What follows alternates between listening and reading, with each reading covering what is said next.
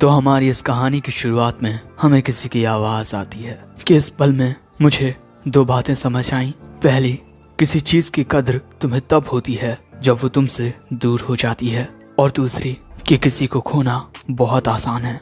एक एक्सीडेंट में हमारा मेन कैरेक्टर अपने पूरे परिवार को खो देता है और उसे खुद भी काफी चोटें आती हैं, और इसके बाद वो अपने बगल में बैठी लड़की को देखकर सोचता है कि क्या मैं इसे भी खो दूंगा, और इस बात से वो घबरा जाता है। वो लड़की ये देखकर हमारे हीरो से कहती है कि मैं कहीं नहीं जाऊंगी, और ये बात सुनकर वो रोने लगता है। अब इसके कुछ वक्त बाद हमें इनकी क्लास का सीन दिखाया जाता है। लंच का वक्त होता है। एक लड़का आकर हमारे हीरो से कहता है, असानो प्लीज सॉकर प्रैक्टिस मैच में हमारी मदद कर दो।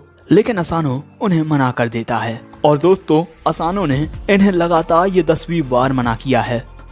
अब ये लड़का कहता है कि यार तुम हमारे साथ कहीं घूमने क्यों नहीं चलते, तुम्हें बिल्कुल अकेला देखकर हमें बहुत बुरा लगता है। लेकिन उनकी बातों से असानो बहुत ज्यादा नर्वस हो जाता है, इतना ज्यादा कि वो बेहोश ही हो जाता है, और इसी वजह से क्लास के सभी लोग असानो को काफी ज्यादा शर्मीला समझते हैं। लेकिन ऐसा नहीं है कि मैं शर्मीला हूँ, और मैं इस बात से काफी खुश हूँ कि वो मुझसे बात करने की कोशिश करते हैं, लेकिन फिर भी। और अब वो लड़के वहाँ से चले जाते हैं। तभी मिस सुमी उसके पास आती है और उससे कहती है कि तुम्हें उनसे बात करनी चाहिए थी। वैसे मैं लंच लेकर आई हूँ, चलो खाना खाते हैं। और देखो मुझे पता है कि अपने काम की वजह से तुम सही से खाना नहीं खा रहे, मैं तुम्हारे लिए तुम्हारी पसंद का खाना लेकर आई हूँ। मिस सुमी की इतनी बातें सुनकर असानो खाना खाने के लिए तैयार हो जाता है। वैसे ये तीनों लड़के उन दोनों को देख रहे थे। वैसे कहा जाए तो मिस सुमी को देख रहे थे, क्योंकि मिस सुमी को स्कूल के सभी लड़के बहुत पसंद करते हैं। वैसे यहाँ हमें पता चलता है कि मिस सुमी और असानो बचपन के दोस्त हैं। दूसरी ओर मिस सुमी असानो से कहती है कि मुझे तुम्हारी बहुत चिंता होती है, कहीं तुम जिंदगी भर अकेले ना रह जाओ। असानो बोलता है कि तुम कहने वाली कौन होती हो, तुम भी तो सभी लड़कों को रिजेक्ट कर देती हो, और काफी सारे लड़के तो काफी ज्यादा स्मार्ट और हैंडसम होते हैं, लेकिन फिर भी तुम उन्हें रिजेक्ट कर देती हो, आखिर ऐसा क्यों? मिस सुमी बोलती है कि तुम्हें मेरे बारे में इतना सोचने की कोई जरूरत नहीं है। इस वक्त तुम्हें खुद को बदलना चाहिए, क्योंकि तुम्हें ऐसी हालत में देखकर तुम्हारा परिवार उदास हो जाएगा। और इसके बाद वो असानो को खाना खिलाने लगती है। असानो उसे खाने ही वाला था, लेकिन तभी कोई दूसरा उसे खा जाता है, और ये होते हैं इनके हिरुकावा सेंसेई। और उसे वहाँ देखकर असानो सोचता है कि ये अचानक यहाँ कहाँ से आ गया। और तभी मिस सुमी बोलती है कि सेंसेई आप तो लेक्चर देने के लिए विदेश गए थे, है ना? सेंसेई बोलते हैं कि मुझे तुम्हारे हाथों का। और इसके बाद सेंसेई वहाँ से चले जाते हैं। असानो को तो कुछ समझ ही नहीं आता। अब स्कूल खत्म होने के बाद ये लड़के असानो को गुड बाय कहकर यहाँ से चले जाते हैं, और इसके बाद हम असानो को भी जाते हुए देखते हैं। और यहाँ पर असानो सोच रहा था कि उस एक्सीडेंट के बाद मैं दूसरों से अच्छे से कनेक्ट नहीं कर पा रहा हूँ। और इसके बाद वो वाइस प्रिंसिपल के ऑफिस में आ जाता है। सेंसेई उसी का इंतजार कर रहे थे। अब इसके बाद ये दोनों एक साथ बैठ जाते हैं। असानो पूछता है कि आपने मुझे यहाँ पर क्यों बुलाया है? सेंसेई बोलते हैं कि मैं तुम्हें अपना कलेक्शन दिखाना चाहता था। टाडा! ये मिस सुमी की कुछ सीक्रेट फोटोज हैं। ये देखकर असानो सोचता है, मुझे ये तो पता था कि मिस सुमी हिरुकावा सेंसेई की फेवरेट स्टूडेंट है, लेकिन। और दोस्तों हिरुकावा सेंसेई असानो को अपने कलेक्शन में से अपनी फेवरेट फोटो भी दिखाते हैं। ये देखकर असानो सोचता है कि शायद से मुझे इनकी पुलिस में रिपोर्ट कर देनी चाहिए। दोस्तों हिरुकावा सेंसेई के पास मिस सुमी की बचपन की भी तस्वीरें होती हैं, और ये सारी बातें असानो को बहुत ज्यादा हैरान कर देती हैं। लेकिन फिर वो सोचता है कि आखिर एक टीचर के पास एक स्टूडेंट की बचपन की तस्वीरें कहाँ से आईं? और तभी सेंसेई बोलते हैं कि मैं मिस सुमी पर हमेशा से नजर रखे हुए हूँ। मिस सुमी बहुत ज्यादा खूबसूरत है, और इसी वजह से किसी को तो उसकी हिफाजत करनी ही होगी। इस लड़के ने मिस सुमी को कल प्रपोज किया था। मैंने इसे बाद में बड़े प्यार से समझाया, और इसने खुशी खुशी मेरी बात मान ली। उन्होंने तनाका की बहुत बुरी हालत कर दी थी, और एक वीडियो भी रिकॉर्ड कर लिया जिसमें मैं ये सब अपनी प्यारी छोटी बहन के लिए कर रहा हूँ। लेकिन अगले ही पल में उस जगह पर एक लड़की आ जाती है, और वो आते ही वहाँ पर एक स्विच दबाती है, जिससे काफी तेज रोशनी निकलने लगती है। और अगले ही पल में हिरुकावा सेंसेई देखते हैं कि असानो उनके बगल में नहीं होता। दूसरी ओर जब असानो अपनी आंखें खोलता है, उसे अपने सामने मिस सुमी और कई सारे लोग दिखाई देते हैं। और इन अजीब व गरीब लोगों को देखकर असानो बहुत ज्यादा घबरा जाता है और उनसे दूर हो जाता है। सो मित्सुमी कहती है कि अरे डरो मत। सो असानो मित्सुमी से पूछता है कि ये सारे लोग कौन हैं। सो अब मित्सुमी बताती है कि ये सारे उसके भाई बहन हैं और ये बात असानो को हैरान कर देती है। अब इसके बाद मित्सुमी बताती है कि ये मेरी बड़ी बहन है फुताबा, ये मेरे बड़े भाई शिंजो, ये मेरी बड़ी बहन शियोन और कैंगो, ननाओ और ये हमारा गार्ड डॉग गोलियत और हमारा पूरा खानदान जासूसी करता है। सच में ये सारी बातें तुमसे लगातार 10 सालों तक छुपाए रखना मेरे लिए बहुत मुश्किल था। सो असानो बोलता है कि तुम ये क्या बोल रही हो, मुझे कुछ समझ नहीं आ रहा। मित्सुमी कहती है कि सब कुछ तो बता दिया मैंने, हम सभी जासूस हैं। अब इससे असानो और परेशान हो जाता है और बोलता है कि शायद से तुम सभी प्रैंक कर रहे हो, है ना? जैसे ये गन ये पक्का नकली है। लेकिन जब वो गोली चलाता है तब उसे असलियत का एहसास होता है। अब ये सभी बोलते हैं कि जासूस होना तो बड़ी मामूली सी बात है। हाँ, वो बात अलग है कि हमारे परिवार को 4.8 की रेटिंग मिली है रिव्यू साइट्स पर। अब ये सारी बातें सुनकर असानो की हालत और भी ज्यादा खराब होने लगती है। और वैसे इनकी पॉपुलैरिटी का एक बड़ा राज है इनके बड़े भाई क्योइचिरो। ये हमारे घर के सबसे बड़े बेटे हैं और ये हमारे परिवार के बेस्ट जासूस हैं। ये सब जानकर असानो पूछता है तो फिर आपके भाई ने मुझ पर हमला क्यों किया? सो फुताबा बोलती है कि हमें कहीं से ये खबर मिली है कि मित्सुमी को कोई मारने की कोशिश कर रहा है। वैसे ये जानकारी हमें सोशल मीडिया से मिली है। असानो देखता है कि सोशल मीडिया पर इनके काफी सारे फॉलोअर्स हैं और अब फुताबा बताती है कि काफी वक्त पहले क्योइचिरो की वजह से मित्सुमी को एक काफी गंभीर चोट आ गई थी और मित्सुमी के वो सफेद बाल उसी एक्सीडेंट की वजह से हैं। और इसके बाद इन सब का जिम्मेदार क्योइचिरो खुद को ठहराने लगा और फिर वो मित्सुमी को लेकर बहुत ज्यादा ऑब्सेस हो गया। उसने अपनी जॉब और अपना नाम बदल लिया ताकि वो मित्सुमी पर नजर रख सके और इसके बाद उसने किसी को भी मित्सुमी के करीब नहीं आने दिया। और भले से ही वो तुमसे नफरत करता हो लेकिन फिर भी मित्सुमी का चाइल्डहुड फ्रेंड होने की वजह से उसने तुम्हें कुछ नहीं किया। लेकिन अब उसके पास एक वजह है जिसके जरिए वो तुम्हें खत्म करना चाहता है। और अब फुताबा अपने भाई की ओर से माफी मांगती है। लेकिन तभी इनका अलार्म बजने लगता है क्योंकि क्योइचिरो यहाँ पर असानो को खत्म करने के लिए आ चुका है। लेकिन इन लोगों ने इस कमरे में आने के सभी दरवाजे लॉक कर दिए हैं। लेकिन ये सभी जानते हैं कि वो इस सब के बावजूद भी यहाँ तक पहुँच जाएगा और इसी वजह से ये उसका सामना करने के लिए तैयार हो जाते हैं। लेकिन इनके जीतने के चांसेस सिर्फ 30% हैं और ऐसा भी हो सकता है कि इनमें से कोई बहुत ज्यादा घायल हो जाए। अब यहाँ असानो और भी ज्यादा परेशान हो जाता है क्योंकि ये सब उसी की वजह से हो रहा है। सो मित्सुमी कहती है कि तुम इस बारे में इतना मत सोचो, ये हमेशा से हमारा फैमिली इशू रहा है।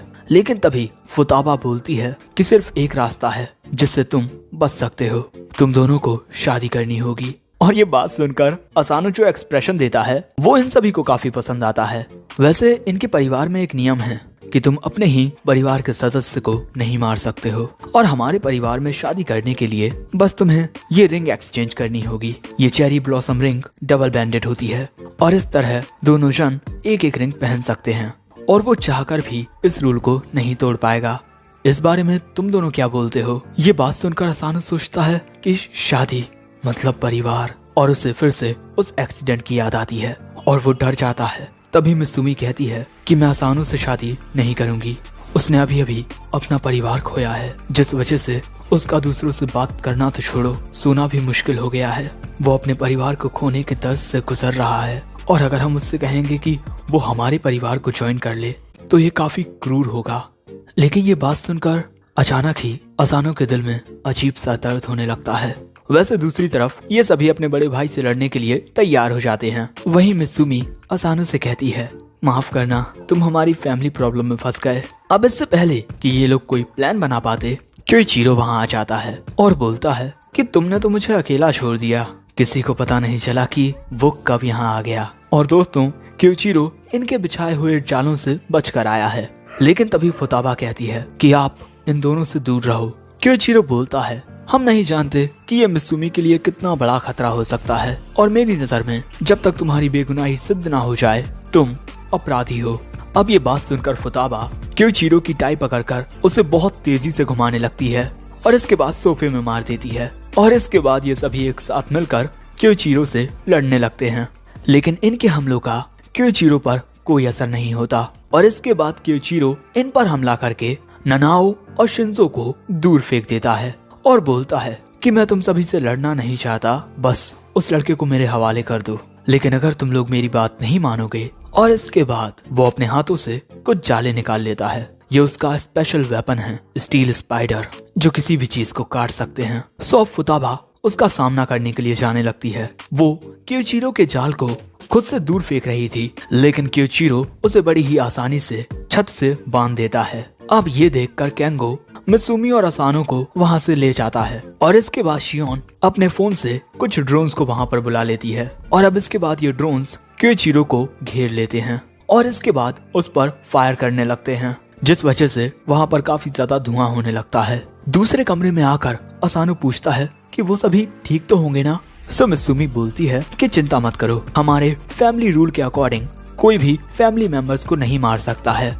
और इसके बाद मित्सुमी एक सीक्रेट डोर खोलती है और केंगो असानो का कोट उतार लेता है और असानो को उस सीक्रेट डोर के अंदर कर देता है। और यहाँ पर असानो मित्सुमी की ओर देखता है। सो मित्सुमी कहती है कि चिंता मत करो, मैं कहीं नहीं जाऊंगी। और इसके बाद वो उस दरवाजे को बंद कर देती है। दूसरी ओर क्योइचिरो शियोन को हरा चुका था और इसके बाद वो मित्सुमी और असानो के पास आ जाता है और इसके बाद मित्सुमी को अपने पास बुलाता है, क्योंकि वो नहीं चाहता कि असानो के खून के छींटे उस पर गिरें। ये बात सुनकर मित्सुमी क्योइचिरो की ओर जाने लगती है। क्योइचिरो बोलता है कि आओ अपने भाई की बाहों में आ जाओ, लेकिन तभी मित्सुमी अपने हथियार निकाल लेती है और गोलियत को क्योइचिरो के ऊपर फेंक देती है। सो क्योइचिरो अपने जालों से गोलियत को पकड़ लेता है और मित्सुमी के हाथों को भी बांध देता है और इसके बाद मित्सुमी से कहता है कि हमेशा की तरह तुम कितनी ज्यादा इम्प्रेसिव हो। और दोस्तों, इसके बाद हमें पता चलता है कि ये मित्सुमी नहीं केंगो था।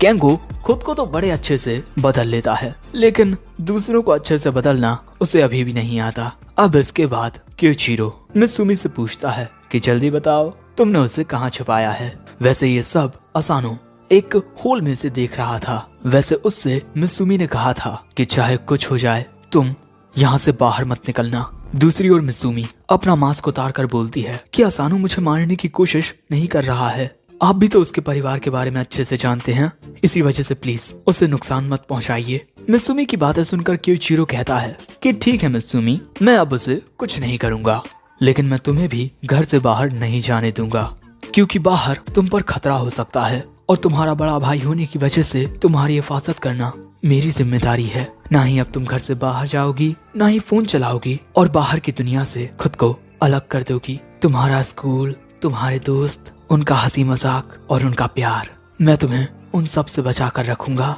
जिस दिन वो एक्सीडेंट हुआ था उस दिन मैंने तुम्हें लगभग खो ही दिया था, लेकिन अब मैं तुम्हें कुछ नहीं होने दूंगा। मैं अपनी जान देकर भी तुम्हें बचाऊंगा। और ये कहते हुए क्योइचिरो मित्सुमी की तलवार को अपने पेट में धंसा लेता है और इस वजह से मित्सुमी बहुत ज्यादा घबरा जाती है। और अब क्योइचिरो कहता है कि तुम उस लड़के के बारे में भूल जाओ और बस मेरे साथ रहो। और मित्सुमी इसके लिए हाँ कर देती है, क्योंकि वो नहीं चाहती कि असानो को कुछ भी हो। लेकिन तभी उस सीक्रेट रूम का दरवाजा खुलता है और असानो उसमें से बाहर निकलता है और बोलता है कि मित्सुमी को जाने दो। सो क्योइचिरो कहता है कि हमारे फैमिली के मैटर से दूर रहो। यहाँ असानो सोचता है कि ये बिल्कुल मेरी तरह है, ये उसे खोना नहीं चाहता जो इसके दिल के करीब है, लेकिन जिसकी ये हिफाजत करना चाहता है। आखिर उसका चेहरा इतना घबराया हुआ क्यों है। और अब असानो कहता है कि मित्सुमी, तुम्हारी बहन ने जो कहा था अब हम वही करते हैं और अब मैं बिल्कुल ठीक हूँ, क्योंकि तुमने मुझसे वादा किया था कि तुम कहीं नहीं जाओगी।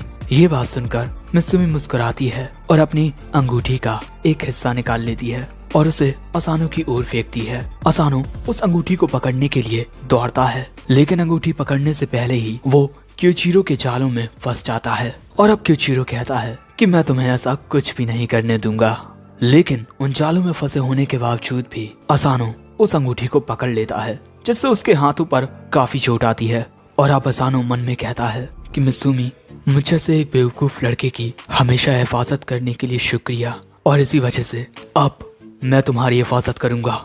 और ये कहते हुए असानो क्योइचिरो के जालों को तोड़ देता है और अगले ही सीन में वहाँ पर बाकी सब भी आ जाते हैं। और यहाँ असानो उस अंगूठी को पहनते हुए बोलता है कि मैं तुमसे वादा करता हूँ, मैं हमेशा मित्सुमी की हिफाजत करूंगा, मेरे प्यारे साले साहब। और इसके अगले ही पल में मित्सुमी असानो के पास जाकर उसके गले लग जाती है। ये देखकर बाकी सब तो बहुत ज्यादा खुश होते हैं, लेकिन क्योइचिरो नहीं। सो फुताबा उसके पास जाती है और बोलती है कि अब तुम सिर्फ एक ही काम कर सकते हो, उस बच्चे को सिखाओ कि मित्सुमी की हिफाजत कैसे की जाए। वैसे यहाँ पर मित्सुमी और असानो की शादी हो चुकी है, तो यार कमेंट्स में इन दोनों को बधाइयाँ दो और इसके साथ ये भी बताओ कि नेक्स्ट एपिसोड देखने के लिए कितने ज्यादा एक्साइटेड हो, क्योंकि आगे चलकर तो और भी ज्यादा मजा आने वाला है। क्योइचिरो किस तरह असानो को ट्रेन करेगा। असानो की हालत पतली होने वाली है, क्योंकि पहले जो उसे मारना चाहता था अब वो उसे ट्रेन करेगा।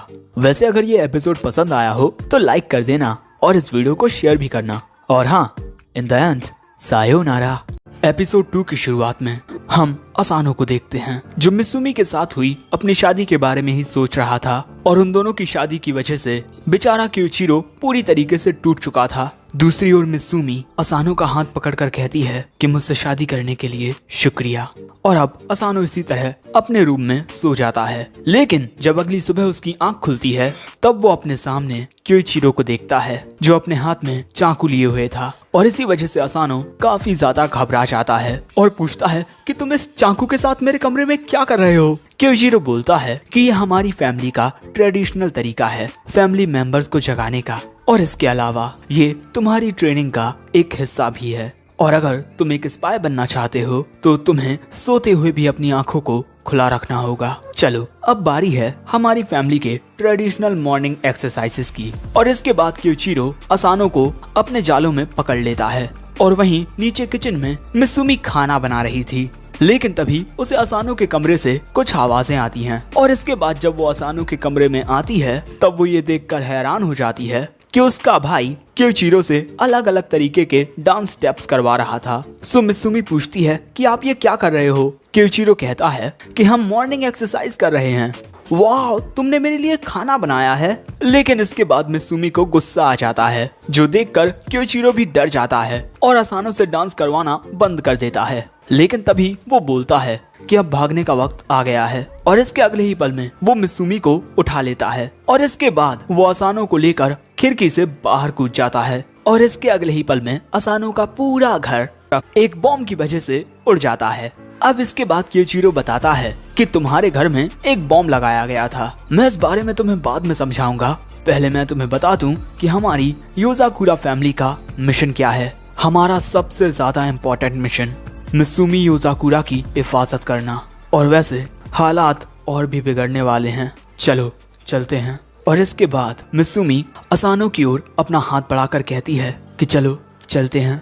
अब इसके अगले सीन में हम इन तीनों को एक कार में देखते हैं, और यहाँ पर असानो पूछता है कि आखिर मेरे घर में बॉम्ब क्यों लगाया गया था। क्योइचिरो बोलता है कि मित्सुमी को मारने के लिए। हमारे काम में जानकारी आग की तरह फैलती है, लोग ये जान चुके हैं कि तुम्हारी मित्सुमी के साथ शादी हो गई है। दोस्तों, क्योइचिरो के अकाउंट में ऐसे ही काफी सारे मैसेजेस आ रहे थे। सो अब असानो पूछता है कि आखिर वो लोग मित्सुमी को क्यों मारना चाहते हैं। क्योइचिरो बताता है क्योंकि मित्सुमी योजाकुरा फैमिली की 10वीं हेड है, और ये बात सुनकर असानो हैरान हो जाता है। आगे क्योइचिरो बताता है कि हमारी योजाकुरा फैमिली का इतिहास ईदो पीरियड के जमाने से है। हमारे परिवार में लोग सुपर ह्यूमन एबिलिटीज के साथ पैदा होते हैं, लेकिन हर जनरेशन में एक ऑर्डिनरी पर्सन पैदा होता है जो हमारे परिवार का हेड बनता है। भले से ही हेड के पास अपने दूसरे फैमिली मेंबर्स की तरह कोई भी सुपर ह्यूमन पावर ना हो, लेकिन उसी ऑर्डिनरी पर्सन के अंदर हमारी योजाकुरा फैमिली के सुपर ह्यूमन वाले जीन्स होते हैं, जो एक पीढ़ी से दूसरी पीढ़ी में जाते हैं। जिन फैमिली मेंबर्स के पास ताकतें होती हैं वो हेड की हिफाजत करते हैं। दूसरे शब्दों में मित्सुमी हमारे परिवार की हेड है और हम सभी को उसकी हिफाजत करनी है। लेकिन हम उसके जो भाई बहन हैं वो चाहते हैं कि मित्सुमी अपनी जिंदगी अपनी मर्जी से जिए। और तभी मित्सुमी कहती है कि मैं ये बात आपसे पहले भी कह चुकी हूँ कि अगर आप सभी हमारे परिवार के लिए अपनी जान खतरे में डाल सकते हैं तो मैं भी एक हेड के रूप में अपना कर्तव्य पूरा करूंगी। और मित्सुमी की ये बातें सुनकर क्योइचिरो की आंखों में आंसू आ जाते हैं, और इस बात पर गुस्सा भी कि उसकी शादी असानो से हुई है। अब इसके बाद क्योइचिरो चाय पीते हुए बोलता है कि मित्सुमी हमारे परिवार की मुखिया बनकर अंडरवर्ल्ड में अपने कदम रखेगी, और इसी वजह से वो इस वक्त ऑर्डिनरी दुनिया के बारे में नॉलेज गेन कर रही है। लेकिन जो लोग हमारे परिवार से नफरत करते हैं हमसे जलते हैं, वो मित्सुमी को मारना चाहते हैं ताकि हमारा परिवार खत्म हो जाए। और तभी हम देखते हैं कि उन पर हमले होने लगते हैं। उनके पीछे 2 गाड़ियां आ रही थीं और वो लोग इनके ऊपर गोलियों से हमला करने लगते हैं, जिस वजह से असानो काफी ज्यादा घबरा जाता है। सो क्योइचिरो से बताता है कि ये कार बुलेट प्रूफ है और इसके बाद वो एक इशारा करता है और अगले ही पल में उनकी कार की स्पीड काफी ज्यादा बढ़ जाती है और वो लोग काफी तेजी से आगे बढ़ने लगते हैं। अब ये देखकर एक कार वाला एक बड़ी गन निकालकर उन पर फायर करने लगता है, लेकिन क्योइचिरो का ड्राइवर कार चलाने में बहुत ज्यादा बेहतर होता है। वो उनके हमलों से काफी आसानी से बच रहा था और यहाँ क्योइचिरो कहता है कि कार जरा स्मूथली चलाओ वरना मेरी चाय गिर जाएगी। असानो कहता है कि आखिर तुम इतने शांत कैसे रह सकते हो। सो मित्सुमी कहती है कि तुम चिंता मत करो, सब कुछ गोलियत पर छोड़ दो। और दोस्तों, तुम लोग जानते ही हो कि गोलियत इनके फैमिली बिल्ले का नाम है। देख लो भाई, एक बिल्ला कार चला रहा है। और ये देखकर असानो की हालत और भी ज्यादा खराब होने लगती है और तभी इनकी कार पर एक बजूका से हमला होता है, लेकिन गोलियत बड़े ही आराम से दूसरी ओर मुड़कर उस हमले से बच जाता है। लेकिन इस बीच क्योइचिरो की चाय गिर जाती है, जिस वजह से उसे गुस्सा आ जाता है और इसके बाद वो गाड़ी के ऊपर आ जाता है। क्योइचिरो को देखकर ये लोग उस पर गोलियों से हमला करने लगते हैं, लेकिन क्योइचिरो अपने जालों से उन सभी गोलियों को काट देता है। सो अब ये आदमी उस पर बजूका से हमला करता है, लेकिन क्योइचिरो अपने जालों से उस मिसाइल को ही काट देता है और वो मिसाइल वहीं पर फट जाता है। और इसके बाद क्योइचिरो अपने जालों का इस्तेमाल करके इन दोनों कारों के टुकड़े टुकड़े कर देता है, जिस वजह से ये कारें फट जाती हैं। और इसके बाद क्योइचिरो असानो के पास आकर कहता है कि अब तुम ये समझ ही चुके होगे कि मित्सुमी हर वक्त खतरे में रहती है और हमारा काम है उसकी हिफाजत करना।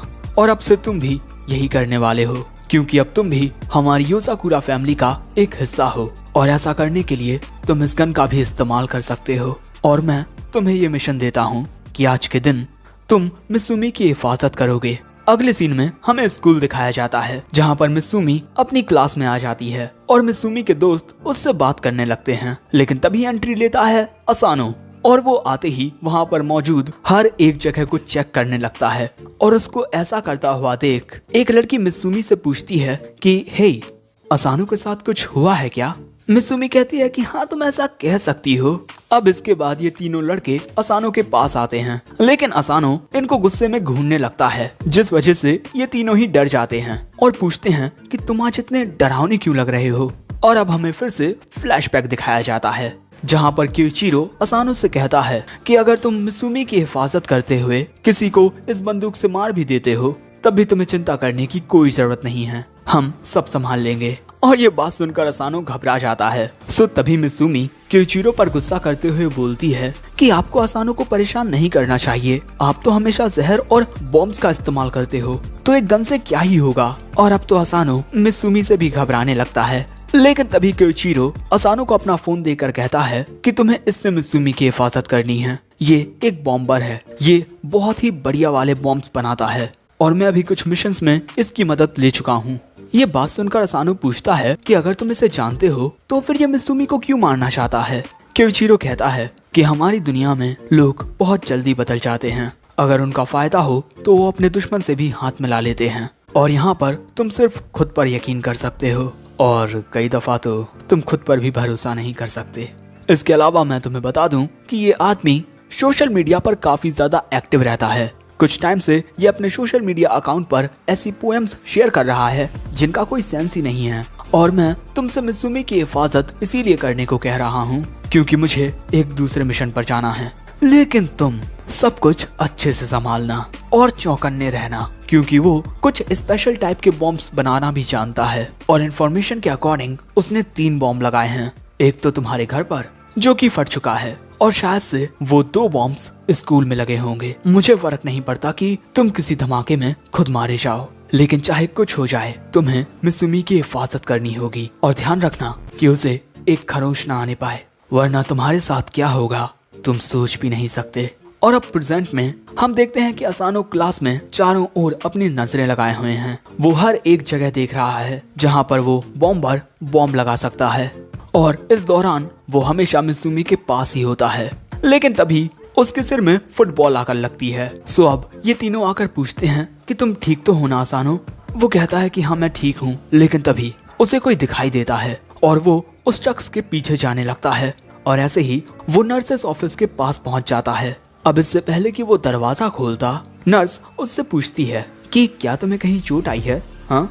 असानो कहता है कि नहीं, मैं ठीक हूँ, और ये कहने के बाद वो यहाँ से जाने लगता है। लेकिन तभी ये नर्स मुस्कुराती है और इसके अगले ही पल में जब असानो अपने पीछे मुड़कर देखता है तब वो नर्स वहाँ से गायब हो चुकी थी।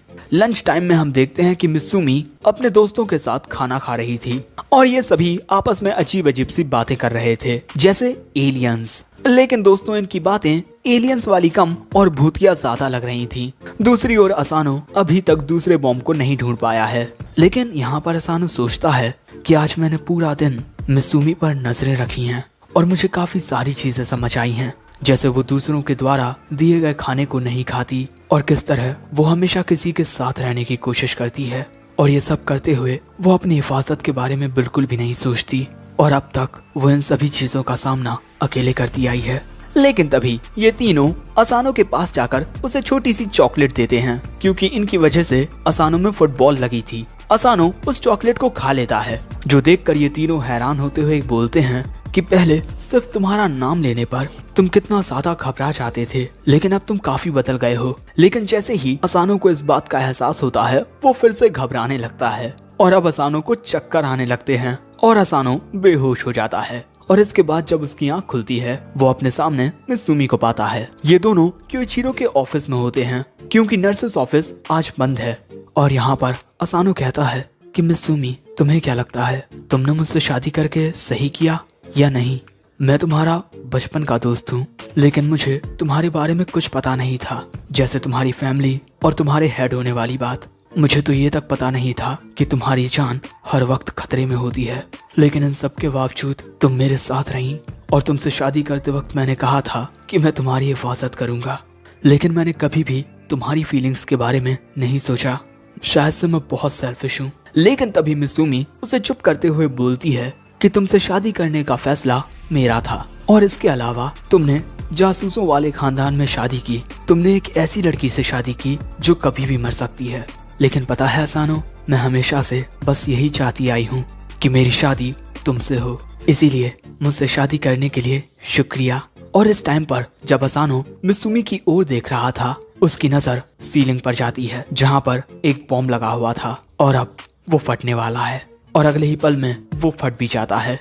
दूसरे बच्चों को इस धमाके की आवाज सुनकर लगता है कि शायद से साइंस क्लब कोई एक्सपेरिमेंट कर रहा है। दूसरी ओर हम ननाओ को नर्स के साथ देखते हैं, लेकिन दोस्तों असल में ये नर्स केंगो होता है, जो अपना रूप बदलने में एक्सपर्ट है। और इन दोनों के अलावा शियोन भी मित्सुमी और असानो पर नजर रखे हुए थी। दूसरी ओर धमाके वाले कमरे में हम देखते हैं कि इन दोनों को कुछ नहीं होता, ये दोनों सही सलामत होते हैं। और यहाँ पर असानो सोचने लगता है कि आखिर उस बॉम्ब लगाने वाले को कैसे पता चला कि हम दोनों इस कमरे में हैं। लेकिन तभी वो आज के दिन को याद करते हुए कहता है कि ये सारी चीजें पहले से ही प्लान थी कि हम लोग क्या करेंगे और कहाँ पर जाएंगे। और इसके बाद असानो को समझ आता है कि वो तीसरा बॉम्ब कहाँ लगा है। वो असानो के ऊपर ही लगा हुआ था और ये बॉम्ब 24 सेकंड में फट जाएगा। असानो को समझ आता है कि उस बॉम्ब लगाने वाले ने जानबूझकर ये बात बताई होगी कि वो बॉम्ब लगाने वाला है ताकि मैं हमेशा मित्सुमी के साथ रहूं, और शुरुआत से ही उसने मुझे बॉम्ब बनाकर रखा था। लेकिन अब वक्त बहुत कम बचा था, इसी वजह से असानो खिड़की के बाहर छलांग मार देता है, क्योंकि वो नहीं चाहता था कि उसके फटने से मित्सुमी मरे। लेकिन उस बॉम्ब के फटने से पहले ही उसे कोई पकड़ लेता है, और ये होता है क्योइचिरो, जिसने असानो को अपने जालों से पकड़ लिया था। और हमें पता चलता है कि ये बॉम्ब इसके टारगेट की हीट से रिचार्ज होता है, इसी वजह से इसे एक्टिवेट होने में भी वक्त लगता है। वैसे मैं तुम्हारी हिम्मत देखकर खुश हुआ। हमारी इस दुनिया में जहाँ पर कभी कभार तुम खुद पर भी भरोसा नहीं कर सकते, उस टाइम पर तुम अपने परिवार पर भरोसा कर सकते हो। मेरी दिली ख्वाहिश है कि तुम मर जाओ, लेकिन मैं अपनी जान देकर भी तुम्हें मरने नहीं दूंगा। चलो अब मैं तुम्हें छोड़ने वाला हूँ, और अगर यहाँ से नीचे गिरने से तुम मर जाते हो तो इसमें मेरी कोई भी गलती नहीं होगी। असानो कहता है कि क्या?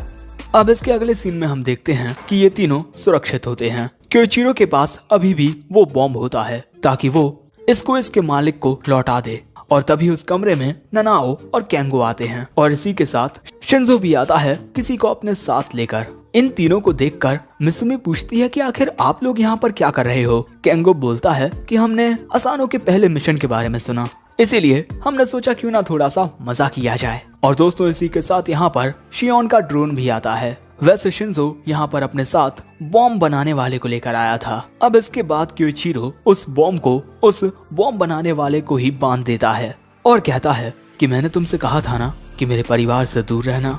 वो आदमी कहता है कि तुम क्या मुझ पर थोड़ी सी दया दिखा सकते हो, लेकिन अगले ही पल में क्योइचिरो उस आदमी को अपने जालों से आसमान में फेंक देता है और इसके बाद आसमान में जाते ही वो बॉम्ब फट जाता है और इसी के साथ आतिशबाजी होने लगती है। ये सभी इसका भरपूर आनंद ले रहे थे, लेकिन तभी असानो को कुछ मैसेज आते हैं। मिसुमी उस फोन को ही ऑफ कर देती है और इसके बाद ये दोनों एक दूसरे को देखकर हंसने लगते हैं। लेकिन इसके अगले सीन में हम असानो को देखते हैं जो अपना बोरिया बिस्तर लेकर मिसुमी के घर आ गया था, जिस वजह से क्योइचिरो काफी गुस्से में था। मिसुमी कहती है कि बेचारे असानो का घर उड़ चुका है और इसी वजह से अब वो हमारे साथ रहेगा और इसके अलावा हम दोनों पति पत्नी हैं। और ये बात सुनकर तो क्योइचिरो को और भी गुस्सा आ जाता है, लेकिन बेचारा कुछ कर नहीं पाता। इसी वजह से वो बोलता है कि हमारे घर पर बिस्तर बहुत ही ज्यादा आरामदायक होते हैं, इतने ज्यादा आरामदायक कि हो सकता है तुम अगली सुबह उठो ही ना, इसी वजह से अपना जरा ख्याल रखना। असानो कहता है कि हाँ ठीक है। और इसी के साथ दोस्तों एपिसोड 2 खत्म हो जाता है। वैसे एपिसोड पसंद आया हो तो लाइक करना और इसी के साथ हमारे चैनल एनिगन एक्सप्लेन को भी सब्सक्राइब कर देना। कमेंट करके बताना कि एपिसोड 2 कैसा लगा and in the end sayonara. तो एपिसोड 3 की शुरुआत में हमें कुछ बड़ा ही अजीब देखने को मिलता है। हम देखते हैं कि सब कुछ तबाह हो चुका है और इसके बाद हम असानो को देखते हैं जिसकी हालत काफी खराब होती है और उसके सामने एक शख्स मिसुमी को पकड़े हुए हैं। मिसुमी असानो को मदद के लिए बुला रही है और वो आदमी कहता है कि तुम तो अपनी बीवी तक को नहीं बचा सकते, तुम कितने ज्यादा पैथेटिक हो। और वहीं मिसुमी रो रही थी और अगले ही पल में हम देखते हैं कि असानो एक ख्वाब से जाग जाता है और इसके बाद उसे याद आता है कि हाँ उसका घर तबाह हो चुका है और अब वो मिसुमी के घर उसकी फैमिली के साथ रहता है। लेकिन इसके बाद वो जैसे ही बिस्तर से उतरने के लिए अपना कदम नीचे बढ़ाता है, उसका पैर गोलियत पर पड़ जाता है और इस वजह से गोलियत उसे काट लेता है और उसके काटने की वजह से असानो बहुत जोर से चिल्लाता है और उसके इस चिल्लाने की गूंज को मिसुमी भी सुन लेती है। अब इसके अगले सीन में हम देखते हैं कि मिसुमी असानो की मरहम पट्टी कर देती है और अब वो असानो को बताती है कि मैंने गोलियत को तुम पर नजर रखने को कहा है ताकि बड़े भाई क्योइचिरो तुम्हें परेशान ना करें। ये बात सुनकर असानो सोचता है कि हाँ वो कुछ भी कर सकते हैं। वहीं मिसुमी गोलियत से कहती है कि तुम्हें उसे नुकसान नहीं पहुंचाना चाहिए और यहाँ पर मिसुमी गोलियत को सहला रही थी। असानो कहता है कि तुम्हें ऐसा नहीं करना चाहिए वरना। मिसुमी बताती है कि गोलियत परिवार के हेड पर कभी भी हमला नहीं करेगा, लेकिन गोलियत असानो की ओर घुर्रा रहा था जिस वजह से असानो डरकर वहीं सोफे पर गिर जाता है। अब अगले सीन में हम देखते हैं कि असानो फुताबा के पास आता है उससे एक मदद मांगने के लिए। वो चाहता है कि फुताबा उसे ताकतवर बनाए। ये बात सुनकर फुताबा कहती है कि तुम चिंता मत करो, हम सभी तुम्हें धीरे धीरे ट्रेन करेंगे। असानो कहता है लेकिन इसमें तो बहुत वक्त लग जाएगा, अभी मैं खुद अपनी हिफाजत नहीं कर सकता, मैं मिसुमी की हिफाजत आखिर कैसे करूंगा। और मिसुमी ने मुझे चुना है उसके पति के रूप में, इसी वजह से उसकी हिफाजत करना मेरा फर्ज है और मिसुमी के लिए मैं स्ट्रॉन्ग बनना चाहता हूँ। अब अगले ही पल में फुताबा असानो को पकड़कर उसे बहुत तेजी से किसी बॉल की तरफ फेंकने लगती है और बताती है कि मैंने 3 साल की उम्र में ट्रेनिंग करना शुरू कर दिया था और 6 साल की उम्र में मुझे मेरा पहला मिशन मिला। हम योजाकुरा फैमिली के लोगों के पास पैदाइशी हुनर होता है, लेकिन इसके बावजूद भी मुझे ट्रेनिंग को पूरा करने में 3 साल लगे, तो तुम जैसे एक मामूली इंसान के लिए वक्त और भी ज्यादा लगेगा। और इसके बाद फुताबा असानो को उड़ाते हुए एक कुर्सी पर बैठा देती है और कहती है कि तुम भावनाओं में बहकर गलत फैसले नहीं ले सकते, लेकिन मैं ये बात समझती हूँ कि तुम्हें मिसुमी की बहुत ज्यादा फिक्र है, तो इसी वजह से क्या तुम हमारी योजाकुरा स्टाइल ऑल आउट ट्रेनिंग करना चाहोगे। असानो कहता है कि हाँ बिल्कुल। फुताबा कहती है लेकिन एक शर्त है, तुम्हें हमारे इस घर में 1 महीना रहना होगा। असानो कहता है बस इतना ही करना है, ये तो बहुत आसान है। फुताबा कहती है कि तुम्हारी ट्रेनिंग आज से 1 महीने बाद शुरू होगी। ये बात सुनकर जब असानो जाने के लिए जैसे ही खड़ा होता है, अचानक ही नीचे की जमीन खुलने की वजह से वो नीचे गिरने लगता है। लेकिन बेचारा बाल बाल बच जाता है क्योंकि नीचे बहुत बड़े बड़े कीले लगे हुए थे। और अब फुताबा कहती है कि अरे माफ करना, मैं तो तुम्हें एक बात बताना ही भूल गई। हमारा पूरा घर अलग अलग तरीके के जालों से घिरा हुआ है। हमारे इस घर में रहना अपने आप में ही एक ट्रेनिंग है, और अगर तुम ये नॉर्मल सी ट्रेनिंग ही पूरी नहीं कर सके तो भूल जाना कि तुम कभी मिसुमी की हिफाजत करने के लायक बन पाओगे। तो अब तुम तैयार हो ना? और ये बात सुनकर ही असानो की हालत खराब हो जाती है। अब अगले दिन जैसे ही अलार्म बजता है तो वक्त पर अलार्म बंद ना करने की वजह से वो अलार्म क्लॉक फट जाता है, जिससे एक बहुत बड़ा धमाका होता है। सो अब जैसे ही असानो अपने कमरे से बाहर आता है, उसके ऊपर आग बरसने लगती है। सो अब असानो जैसे तैसे बचता हुआ ब्रेकफास्ट करने के लिए आ जाता है, लेकिन बेचारा पूरा का पूरा सीख चुका है। सो अब मिसुमी असानो के ऊपर लगी धूल को साफ करने लगती है और कहती है कि मुझे ये समझना चाहिए था कि तुम्हारा यहाँ पर रह पाना कितना मुश्किल होगा। मुझे तुम्हारी बहुत चिंता हो रही है। सो तभी केंगो कहता है, तो क्या हम इसके अंतिम संस्कार के लिए तैयार हो जाएं? और ये बात सुनकर मिसुमी को गुस्सा आ जाता है। अगले सीन में हम केंगो की हालत देखते हैं। बेचारा कुट चुका है। और अब असानो मिसुमी से पूछता है कि तुम इन ट्रैप से आखिर कैसे बचती हो? मिसुमी बताती है कि ये ट्रैप्स उसके लिए एक्टिवेट नहीं होते। सो अब शियोन बताती है कि अगर ये घर तुम्हें एक्सेप्ट कर लेता है तो तुम अपनी मर्जी से इन ट्रैप्स को ऑफ या ऑन कर सकते हो। असानो को ये बात समझ नहीं आती। सो वो बताती है कि ये घर एक कंप्यूटर के द्वारा कंट्रोल होता है, और इसी वजह से अगर तुम इस घर में मौजूद सभी ट्रैप्स को पार कर जाते हो और ये घर तुम्हें एक्सेप्ट कर लेता है तो तुम अपनी मर्जी से इन ट्रैप्स को ऑन या ऑफ कर सकते हो। जब हम में से कोई घायल हो जाता है तो वो अपने लिए इन ट्रैप्स को बंद कर देता है।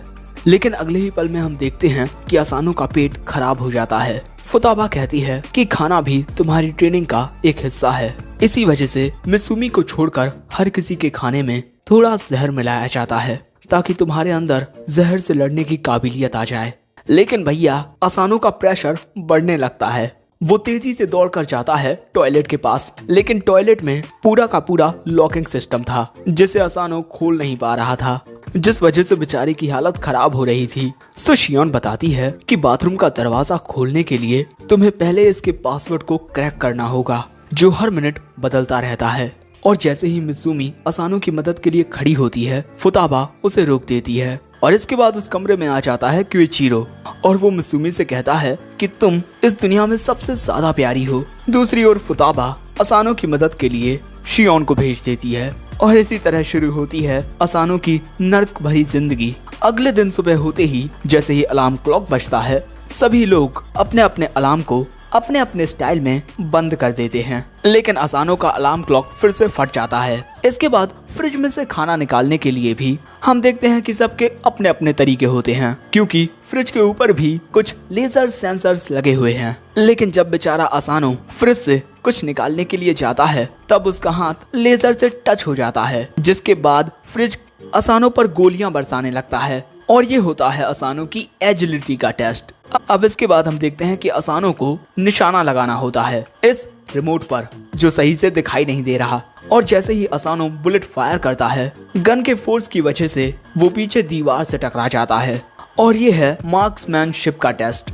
अब इसके बाद खाना खाते हुए फिर से असानो का पेट खराब हो जाता है। ये टेस्ट है पॉइजन टॉलरेंस का। वो बाथरूम की ओर भागता है, और ये टेस्ट है एनालिटिकल एबिलिटी का। और यहाँ पर ये दोनों उसे चीयर कर रहे थे। नहाते वक्त असानो जैसे ही शावर ऑन करता है, उसके ऊपर पानी की बाढ़ आ जाती है, और ये टेस्ट है एक्यूरेंसी का। अब स्कूल में बेचारे असानो की हालत इन सभी टेस्ट की वजह से बहुत ज्यादा खराब हो चुकी थी। ये तीनों लड़के असानो से पूछते हैं कि तुम ठीक तो हो ना? वो कहता है कि हाँ मैं ठीक हूँ।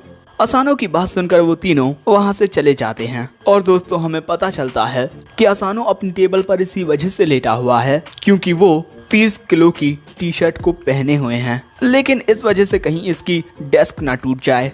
वैसे ये टेस्ट है बेसिक फिजिकल स्ट्रेंथ का। अब रात में हम असानो को देखते हैं जो बुरी तरीके से थक चुका था, और इसके बाद वो एक कमरे में आता है जहाँ पर हम मिसुमी को देखते हैं जो पढ़ते पढ़ते सो गई थी। सो असानो उसे अब एक चादर उड़ा देता है और अब मित्सुमी को इतनी ज्यादा मेहनत करता हुआ देख असानो भी अपनी ट्रेनिंग करने के लिए चला जाता है। वो निशानेबाजी की प्रैक्टिस करता है लेकिन उसका एक भी निशाना सही नहीं लगता। और दोस्तों, अगर असानो टीवी को ऑन करना चाहता है तो पहले उसे इस रिमोट को हिट करना होगा और इसी वजह से वो फिर से कोशिश करने के लिए तैयार हो जाता है। लेकिन तभी वहाँ पर मित्सुमी आ जाती है और इसके बाद हम देखते हैं कि असानो एक ब्रेक लेने के लिए बैठ गया है। मित्सुमी उसके लिए चाय लेकर आती है और अब यहाँ पर मित्सुमी असानो से कहती है कि तुम्हें इतनी ज्यादा मेहनत नहीं करनी चाहिए। असानो कहता है कि आखिर तुम ये क्या बात कर रही हो। मित्सुमी कहती है कि मैं सब कुछ देख सकती हूँ असानो, तुम्हें मेरी वजह से कितनी परेशानी का सामना करना पड़ रहा है, लेकिन तुम बिल्कुल भी कमजोर नहीं हो असानो। और इसके बाद हमें इनके बचपन का एक सीन दिखाया जाता है। यहाँ पर मित्सुमी असानो को गुड मॉर्निंग कहती है और वो भी उसे गुड मॉर्निंग कहता है। इसके बाद मित्सुमी अपनी कार में बैठकर स्कूल के लिए निकल जाती है। इस टाइम पर ये दोनों जरा से भी करीब नहीं थे, लेकिन वक्त तब बदला जब ये दोनों जूनियर हाई में आए। मेरे ऐसे सफेद बाल होने की वजह से लोग मुझे बड़ी अजीब नजरों से देखने लगे और उसके बालों की वजह से कुछ लड़कियां उसे परेशान करने लगीं। वो मित्सुमी के बाल काटना चाहती थी, जिस वजह से मित्सुमी घबरा जाती है। लेकिन अगले ही पल में कोई उस लड़की से उस कैंची को छीन लेता है और ये होता है असानो और वो उस कैंची से अपने बाल काटने लगता है। मित्सुमी उसे रोकने की बहुत कोशिश करती है लेकिन वो नहीं रुकता। वहीं असानो की ऐसी हरकत देखकर वो लड़कियां वहां से भाग जाती हैं। सो अब इसके बाद असानो अपने बालों को फिक्स करने लगता है और वो मित्सुमी से कहता है कि अगर आज के बाद कोई भी तुम्हें परेशान करता है तो मुझसे कहना, ओके।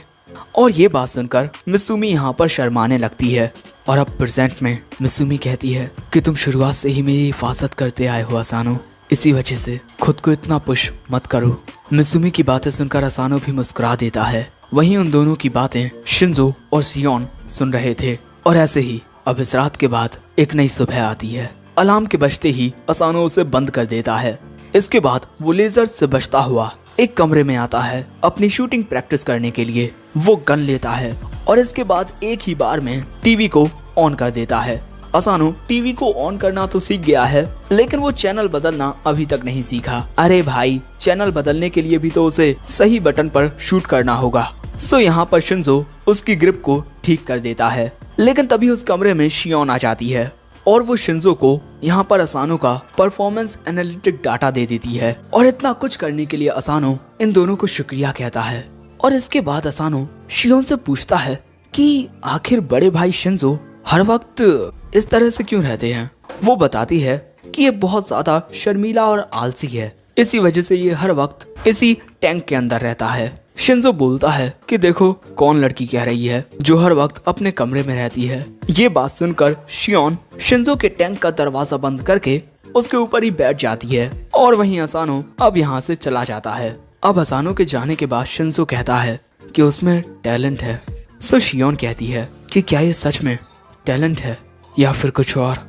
दूसरी ओर हम असानो को देखते हैं जिसके हाथों की हालत बहुत बुरी हो गई थी। दूसरी ओर हम फुताबा और केंगो को देखते हैं। फुताबा केंगो से काम करवा रही थी क्योंकि आज केंगो ने बर्तन नहीं धोए। लेकिन तभी ये दोनों देखते हैं कि इनके सामने से काफी ज्यादा धुआं आ रहा है। दोस्तों, यहाँ पर ननाओ असानो की ट्रेनिंग करवा रहा था। असानो को देखकर जैसे ही केंगो उसके पास जाने की कोशिश करता है, फुताबा उसमें लात मार देती है और इसी तरीके से वक्त गुजरता रहता है। और अब असानो के लिए सब कुछ काफी आसान हो जाता है। वो सभी ट्रैप से बचता हुआ खाना खाने के लिए आता है और सभी के साथ मिलकर खाना भी खाने लगता है। और हमें पता चलता है कि 3 हफ्ते हो गए हैं, लेकिन अभी भी खाने में जहर होने की वजह से उसका पेट खराब हो जाता है। वो बाथरूम की ओर दौड़ता है लेकिन फिर से बाथरूम का दरवाजा नहीं खुलता। सो केंगो अब असानो की मदद करने के लिए जाने लगता है। वहीं दूसरी ओर मित्सुमी को ये सब देखकर काफी बुरा लग रहा था, लेकिन अगले ही पल में हम देखते हैं कि असानो की हालत बहुत ज्यादा खराब हो चुकी है। इसी वजह से सभी लोग उसके पास आ जाते हैं। दोस्तों, यहाँ पर असानो बेहोश हो जाता है। अब इसके बाद हम देखते हैं कि ननाओ असानो को चेक करने लगता है और हमें पता चलता है कि असानो को बुखार चढ़ा है जो आराम करने के बाद ठीक हो जाएगा।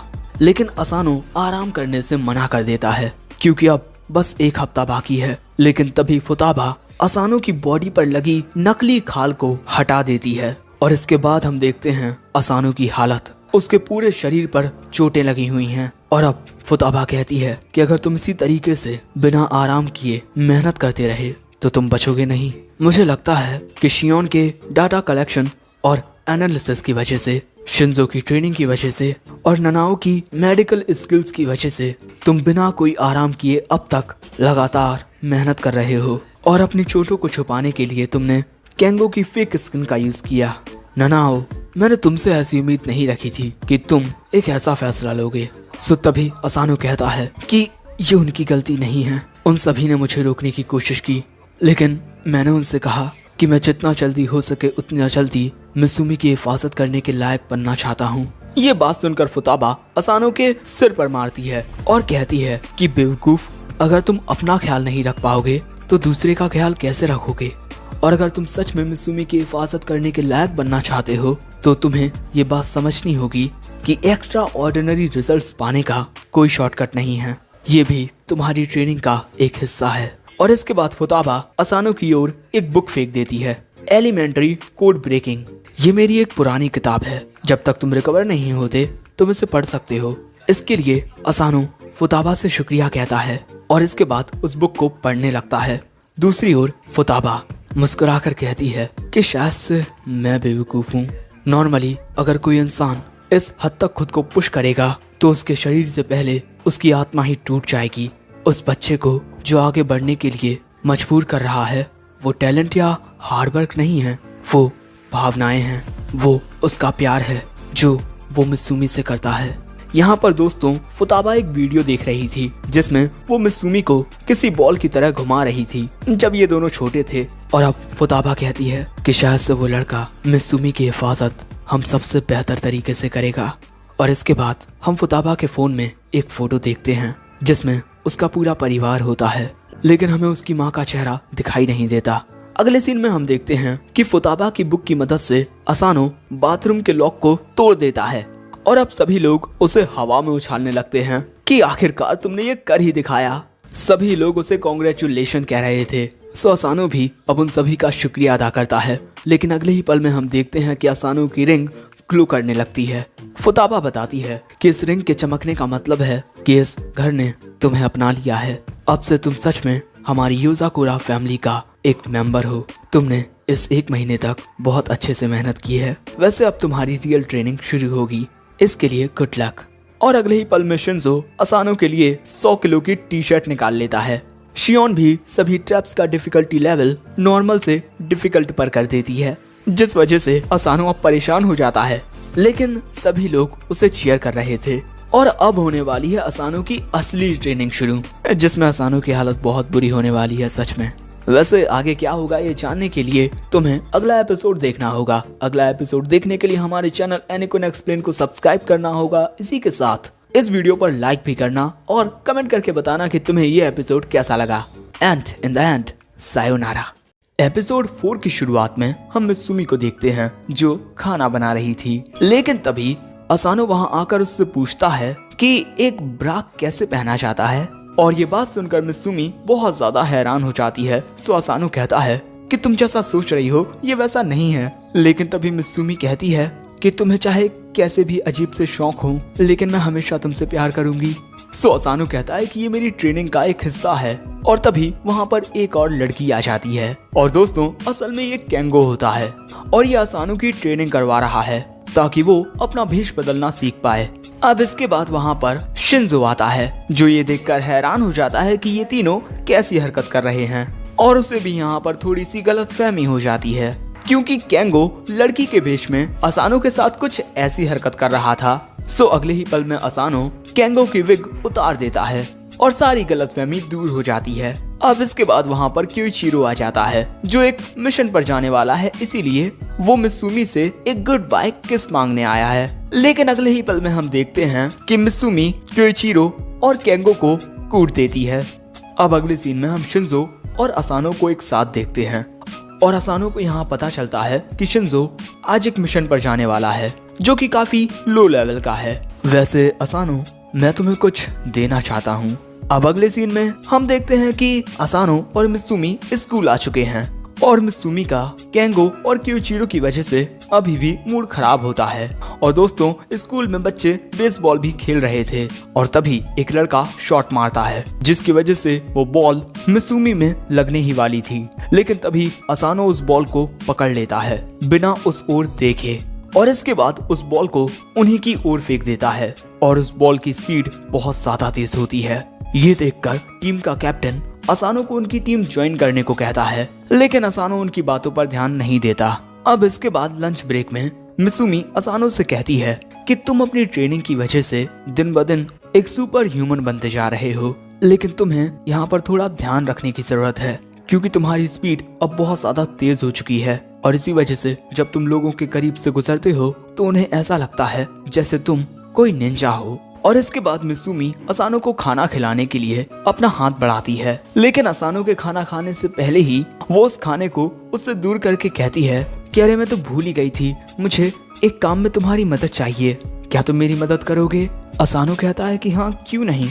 अब इसके अगले सीन में हम मिसूमी को कुछ काम करते हुए देखते हैं और यहाँ पर असानो उसकी मदद कर रहा था और यहाँ पर मिसूमी के काम करने की स्पीड बहुत ही ज्यादा तेज होती है क्योंकि दोस्तों यहाँ पर बहुत ज्यादा काम होता है। वैसे मैं बता दूं कि मिसूमी को इतना सारा काम करने की शुरू से ही आदत है और हमें ये भी पता चलता है कि क्योइचिरो कई बार असानो और मिसूमी का डाइवोर्स कराने के लिए नकली पेपर्स बनाता है। इसी वजह से अगर असानो तुम्हें कोई भी ऐसा कागज दिखाई दे तो उसे तुरंत फाड़ देना। तभी मिसूमी को केंगो को लेकर कुछ अजीब दिखता है और इसके बाद ये दोनों केंगो के रूम के पास आ जाते हैं और अंदर आने पर ये देखते हैं कि केंगो के कमरे की हालत बहुत ज्यादा खराब होती है। तभी कपड़ों के ढेर के बीच में से केंगो बाहर निकलता है। सो मिसूमी उससे कहती है कि तुम फिर से अपना काम करना भूल गए, चलो अब जल्दी से अपना काम पूरा करो। सो तभी केंगो सुशी खाते हुए कहता है कि मेरी रिपोर्ट यहीं कहीं खो गई है और अब वो मुझे मिल नहीं रही। ये बात सुनकर असानो कहता है कि वो रिपोर्ट यहीं कहीं होगी, चलो हम सब मिलकर उसे ढूंढते हैं। लेकिन दोस्तों असानो को ऐसा नहीं करना चाहिए क्योंकि इन कपड़ों के बीच में गन्स और ग्रेनेड्स हैं और इसी वजह से असानो घबरा जाता है। और इसके बाद केंगो बाहर निकलकर कहता है कि मुझे ऐसे काम करना बिल्कुल भी पसंद नहीं है जिनमें परेशानी होती है। और दोस्तों मैं तुम्हें ये भी बता दूं कि केंगो अपनी छोटी बहन के सामने बिल्कुल नंगा होता है और उसे इस बात से घंटा फर्क नहीं पड़ता। बचपन में मैं और तुम दोनों एक साथ नहाते थे, तो आखिर हम दोनों के बीच किस बात की शर्म। लेकिन दोस्तों केंगो के ऐसे बिहेवियर की वजह से मिसूमी को गुस्सा आ जाता है और अब वो उसे सबक सिखाना चाहती है। ये देखकर केंगो वहाँ से भागने की कोशिश करता है और जब असानो उसे रोकने के लिए आता है तब वो मिसूमी का रूप ले लेता है और वहाँ से बच निकलता है। ये देखकर मिसूमी कहती है हाइबरनेशन एक्टिवेट और इसके बाद हम देखते हैं कि घर के सभी खिड़की दरवाजों पर लॉक्स लगने लगते हैं और पूरे घर को एक लोहे की दीवार से कवर कर लिया जाता है। वहीं दूसरी ओर हमें एक कंपनी दिखाई जाती है जहां पर शिंजो अपने मिशन को पूरा करने के लिए आया था।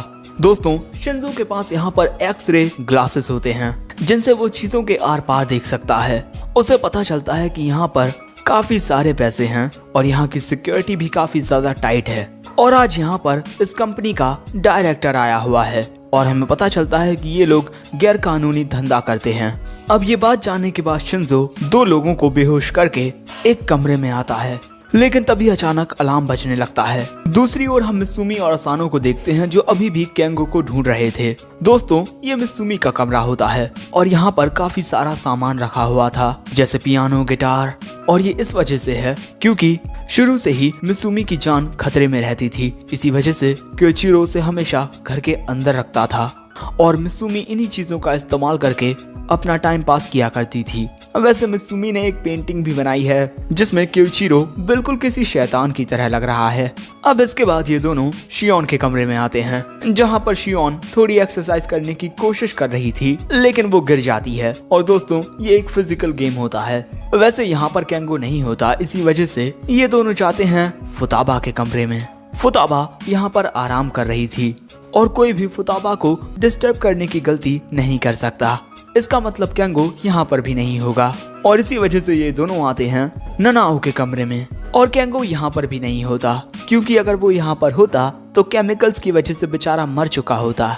अब इसके बाद वो आते हैं गोलियत के कमरे में और गोलियत का कमरा देखकर असानो बहुत ज्यादा हैरान होता है। और दोस्तों इसके अलावा केंगो शिंजो के कमरे में भी नहीं होता और आखिर में बचता है क्योइचिरो का कमरा। और दोस्तों, क्योइचिरो का कमरा मित्सुमी की तस्वीरों से भरा हुआ था, जो देखकर असानो की हालत खराब हो जाती है। वैसे मित्सुमी को यहाँ पर भी कुछ दिखाई नहीं देता, सो अब वो दोनों एक दूसरी जगह पर केंगो को ढूंढने लगते हैं, लेकिन यहाँ पर भी उन्हें केंगो नहीं दिखता। और तभी बाकी सब एक कमरे में से इन दोनों के पास आते हैं। ये देखकर मित्सुमी इनसे पूछती है कि आप सब आखिर कहाँ थे। सो हमें पता चलता है कि ये तीनों एक डाटा एनालाइजिंग का थोड़ा काम कर रहे थे, जो करने में इन्हें कुछ ज्यादा ही वक्त लग गया।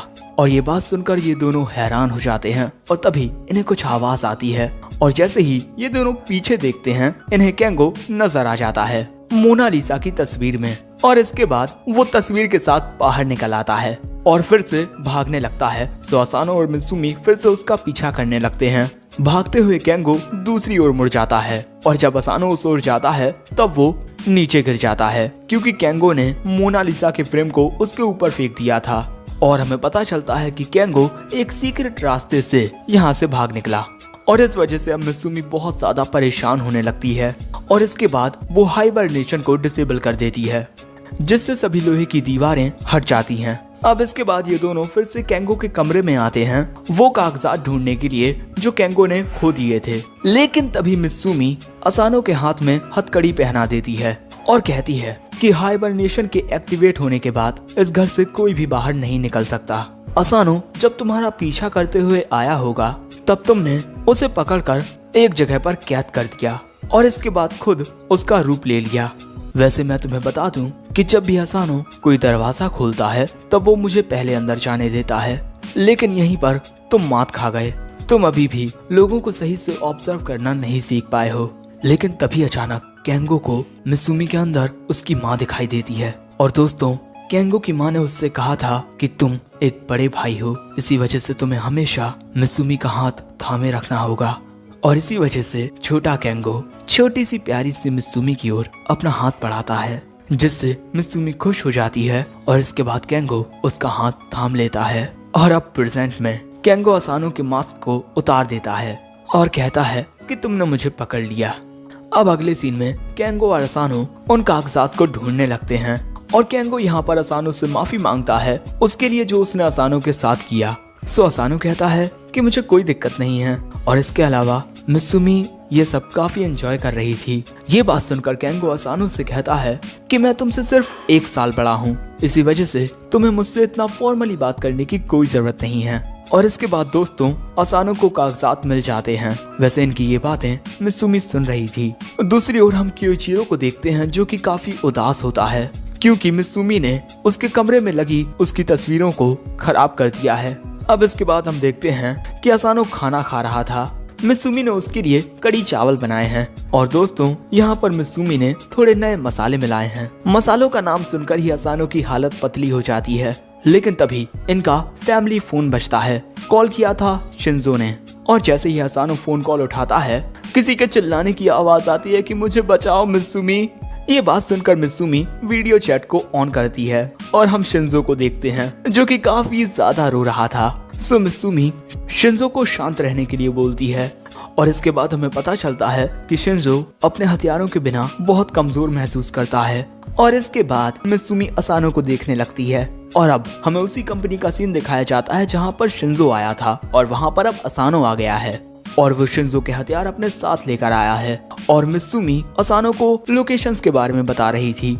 असानो काफी संभल कर आगे बढ़ रहा था, लेकिन तभी एक आदमी उस पर गन तान देता है और पूछता है कि तुम कौन हो बच्चे। अब इस सिचुएशन में असानो शिंजो के इंस्ट्रक्शंस को याद करते हुए उस आदमी से बच जाता है और कोहनी मारकर उसे बेहोश कर देता है। लेकिन ये आवाज सुनकर अब इस ओर कई सारे लोग आने लगते हैं। सो अब असानो शांत रहकर फोकस करता है और उससे पता चलता है कि उसकी ओर 3 लोग आ रहे हैं, जिनके पास बंदूकें और चाकू हैं।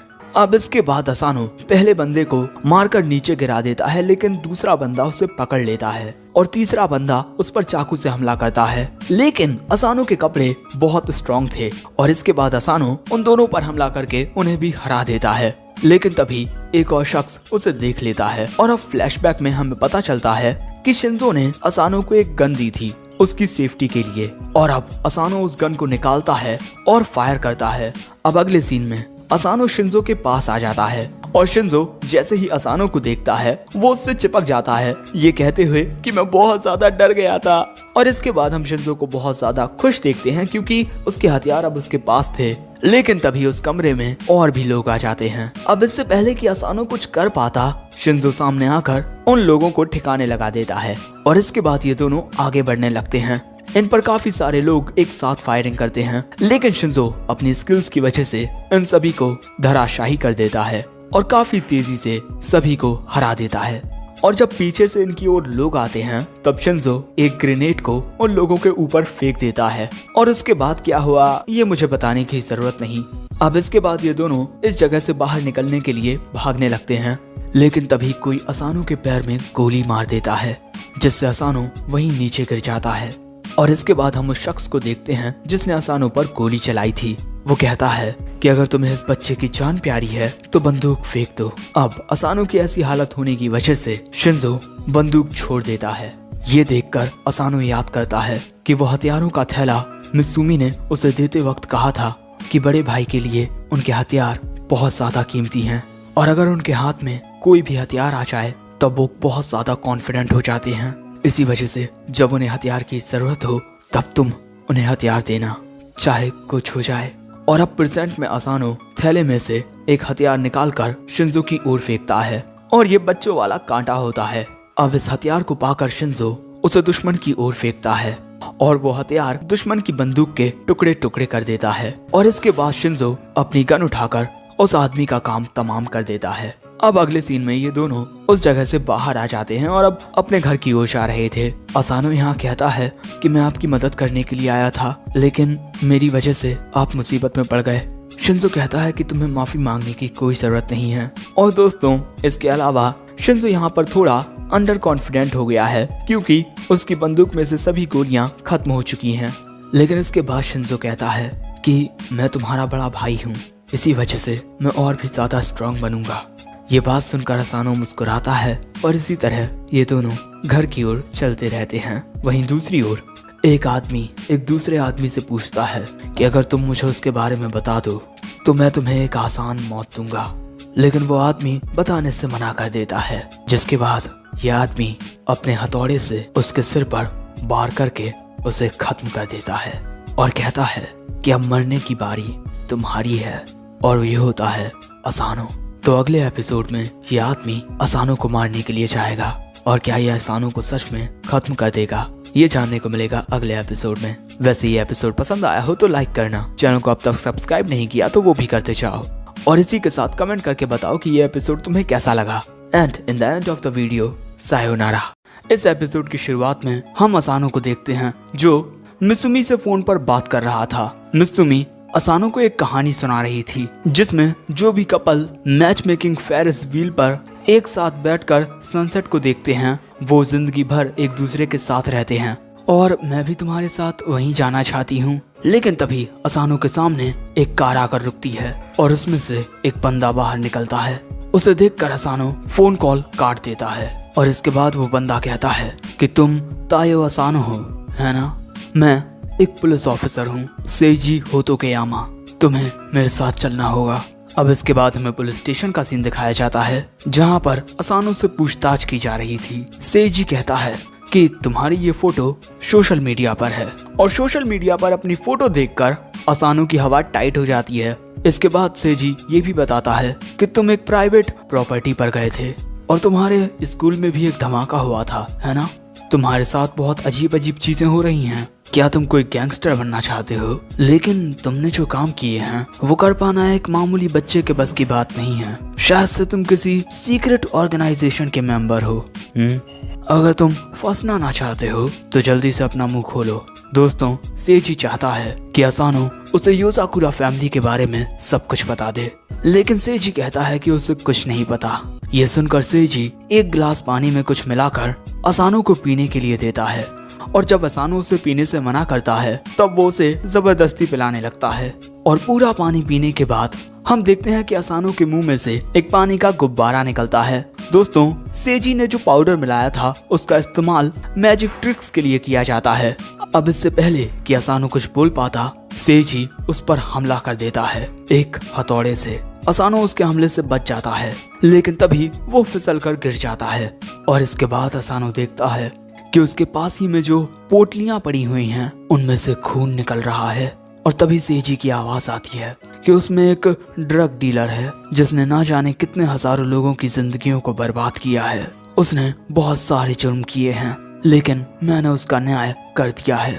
जो लोग कानून तोड़ते हैं उन्हें सबक सिखाना मेरा काम है।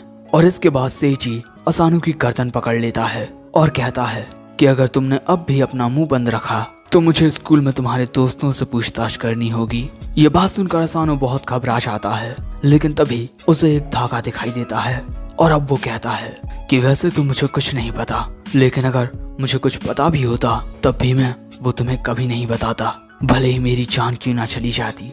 असानो की ये बात सुनकर सेजी उस पर अपने हथौड़े से हमला कर देता है, लेकिन ऐन मौके पर असानो सेजी से खुद को छुड़ा लेता है। और सेजी के हथौड़ा मारने की वजह से जो दीवार टूटी थी उसके पीछे हम देखते हैं कि क्योइचिरो बैठा हुआ था और वो ये सारी बातें सुन रहा था। और इसके बाद क्योइचिरो सेजी के पास जाकर कहता है कि तुम्हें तो सही से डराना भी नहीं आता।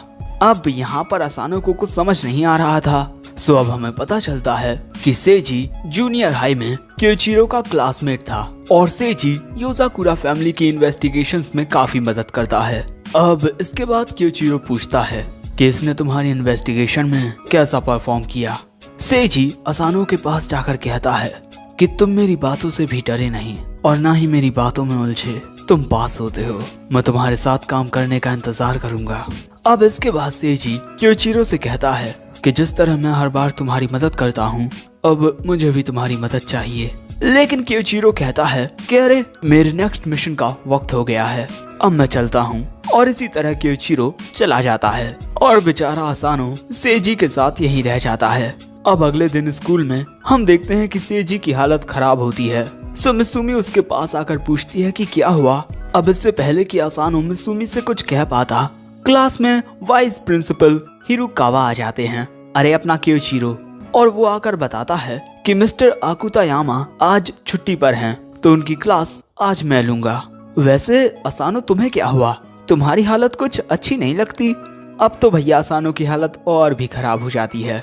और इसके बाद हम देखते हैं कि क्लास के दौरान असानो की हालत बिगड़ने की वजह से उसे नींद आने लगती है। और इसके बाद वो जैसे ही झपकी लेने के लिए अपनी आंखें बंद करता है, अगले ही पल में उसके सामने एक चौक आ जाती है, जो जाहिर सी बात है कि चीनो ने फेंक कर मारी होगी। लेकिन ऐन मौके पर असानो उस चौक को महसूस कर लेता है और उसके निशाने से दूर हो जाता है। और दोस्तों, ये चौक इतनी ज्यादा स्पीड में थी कि इससे एक होल हो जाता है। अब इसके बाद क्योइचिरो कोड लैंग्वेज के जरिए बताता है कि एक स्पाई को उसकी नींद पर काबू रखना चाहिए। जो डॉल्फिन्स होती हैं वो अपने आधे दिमाग को सुला देती हैं और आधे दिमाग को जगाए रखती हैं, और एक इंसान कड़ी मेहनत करके इस स्किल को हासिल कर सकता है। और मैं भी ये स्किल 15 साल की उम्र में सीख गया था।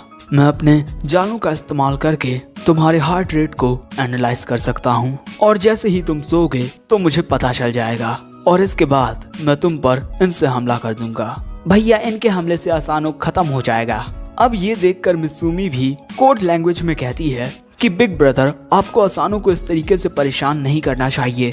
असानो ये देखकर हैरान हो जाता है कि मित्सुमी भी कोड लैंग्वेज में बात कर सकती है। तभी क्योइचिरो कोड लैंग्वेज में कहता है कि तुम्हारा भाई तुमसे बहुत प्यार करता है मित्सुमी। अब इसके बाद मित्सुमी गुस्से में कहती है कि ब्रदर, आपको असानो से इतनी ट्रेनिंग नहीं करवानी चाहिए। सो असानो कहता है कि तुम चिंता मत करो मित्सुमी, मैं इस ट्रेनिंग में जरूर पास होऊंगा। ये बात सुनकर क्योइचिरो अगले ही पल में टेबल पर एक गोली रख देता है और इसके बाद डस्टर से उस गोली को फोड़ देता है, जिस वजह से पूरी क्लास में बहुत ज्यादा धुआं हो जाता है।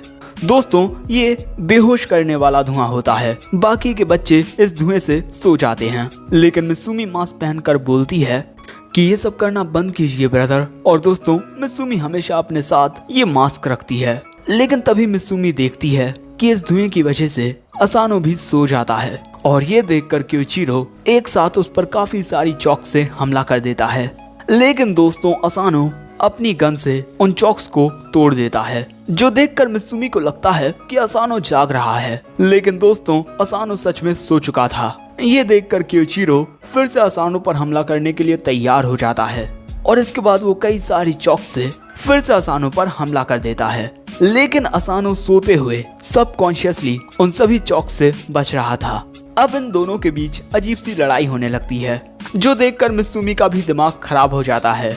अब इसके बाद रात में हम देखते हैं कि असानो को नींद में चलता हुआ देख शिंजो बहुत ज्यादा घबरा जाता है और अब इस तरीके से नींद में चलना असानो की आदत बन चुकी है। अब इसके कुछ दिन बाद हम देखते हैं कि असानो एक बुक पढ़ रहा है, strategies for dating spy style. एक स्पाई का काम बहुत मुश्किल भरा होता है और इसके अलावा हमें ये भी पता चलता है कि 90% स्पाई मैरिजेस का अंत डाइवोर्स होता है। तभी मित्सुमी असानो के लिए चाय लेकर आती है और यहाँ पर असानो मित्सुमी से पूछता है कि क्या आज तुम फ्री हो। लेकिन तभी उसे किसी का कॉल आ जाता है। दोस्तों उसे कॉल किया था सेजी ने, जो उसे मिशन के लिए बुला रहा है और इसके बाद असानो अपने मिशन के लिए रवाना हो जाता है। अब इसके बाद एक अम्यूजमेंट पार्क में हम असानो को देखते हैं और यहाँ पर सेजी असानो को बताता है कि एक मेल और एक फीमेल इस अम्यूजमेंट पार्क में गैर कानूनी बंदूक लिए घूम रहे हैं। असानो पूछता है कि वो दिखते कैसे हैं। सेजी बताता है कि अभी इस बारे में उन्हें पता नहीं। सो इसके बाद असानो देखने लगता है कि आखिर वो दोनों कौन हो सकते हैं। लेकिन वहाँ पर सिर्फ कपल मौजूद होते हैं और बेचारा असानो अकेला होता है। लेकिन तभी कोई उसके लिए एक ड्रिंक लेकर आती है और दोस्तों ये और कोई नहीं बल्कि मित्सुमी होती है। असानो पूछता है कि आखिर वो यहाँ पर क्या कर रही है। मित्सुमी बताती है कि उसने सेजी से बात कर ली है, वो असानो के साथ रह सकती है। लेकिन असानो कहता है कि यहाँ पर खतरा होगा। मित्सुमी कहती है कि जरा आराम से, हमें अभी उन दोनों को भी ढूंढना है। और इसके बाद वो वहाँ पर मौजूद कपल्स को देखने लगते हैं और दोस्तों यहाँ पर मित्सुमी को किसी भी बात की चिंता नहीं होती क्योंकि असानो उसके साथ होता है। और इसके बाद मित्सुमी असानो को अपनी ड्रिंक पीने को कहती है क्योंकि उसका टेस्ट बहुत अच्छा होता है। सो असानो वो ड्रिंक पी लेता है और इसके बाद वो सोचता है कि वो इस मौके का फायदा उठा सकता है मित्सुमी के साथ वक्त गुजारने के लिए। और इसके बाद उसकी नजर एक कपल पर पड़ती है जो एक दूसरे के बहुत करीब होते हैं। सो अब असानो सोचता है कि उसे मित्सुमी के कपड़ों की तारीफ करनी चाहिए, लेकिन वो ये सही से कह नहीं पाता। और इसके बाद ये दोनों एक कपल के पीछे जाने लगते हैं जो रोलर कोस्टर की ओर जा रहे थे। और इसके बाद हम देखते हैं कि ये दोनों भी रोलर कोस्टर में बैठ जाते हैं। रोलर कोस्टर को सभी लोग एंजॉय कर रहे थे सिवाय असानो के, वो तो सो गया था। और अगले सीन में अब वो मित्सुमी से माफी मांगता है रोलर कोस्टर में सोने के लिए। सो मित्सुमी कहती है कि माफी मत मांगो और जरा इन दोनों को देखो। दोस्तों उनके सामने बैठे कपल की भी कुछ यही हालत होती है। जो लड़का था उसे रोलर कोस्टर में डर लगता है, जिसके लिए वो अपनी गर्लफ्रेंड से माफी मांगता है। वो कहती है कि तुम इसकी चिंता मत करो, ये लो ड्रिंक पियो। और जब वो लड़का उस लड़की से ड्रिंक लेता है तब उन दोनों की उंगली जरा सी टच हो जाती है, जिससे वो दोनों ही शर्माने लगते हैं। जो देखकर इन दोनों को यकीन हो जाता है कि ये वाला कपल वो खतरनाक कपल नहीं है। अब बारी आती है दूसरे कपल की। अब इसके बाद मित्सुमी और असानो एक दूसरी राइड लेते हैं। मित्सुमी को यहाँ पर अपने बालों की वजह से कुछ दिखाई ही नहीं दे रहा था, लेकिन जो वो दूसरा कपल था उनको तो इस रफ्तार से घंटा फर्क नहीं पड़ रहा था। ये दोनों ही बहुत ज्यादा स्ट्रॉन्ग और बहुत ज्यादा करीब होते हैं। अब इसके बाद मित्सुमी कहती है कि ये दोनों भी बहुत ज्यादा लवी डवी हैं। और अब बारी आती है अगले कपल की। असानो और मित्सुमी अब उस तीसरे कपल का पीछा करने लगते हैं जिन्होंने सूट बूट पहन रखा है। उनको ढूंढते हुए असानो की नजर कुछ गुलाब के फूलों पर पड़ती है।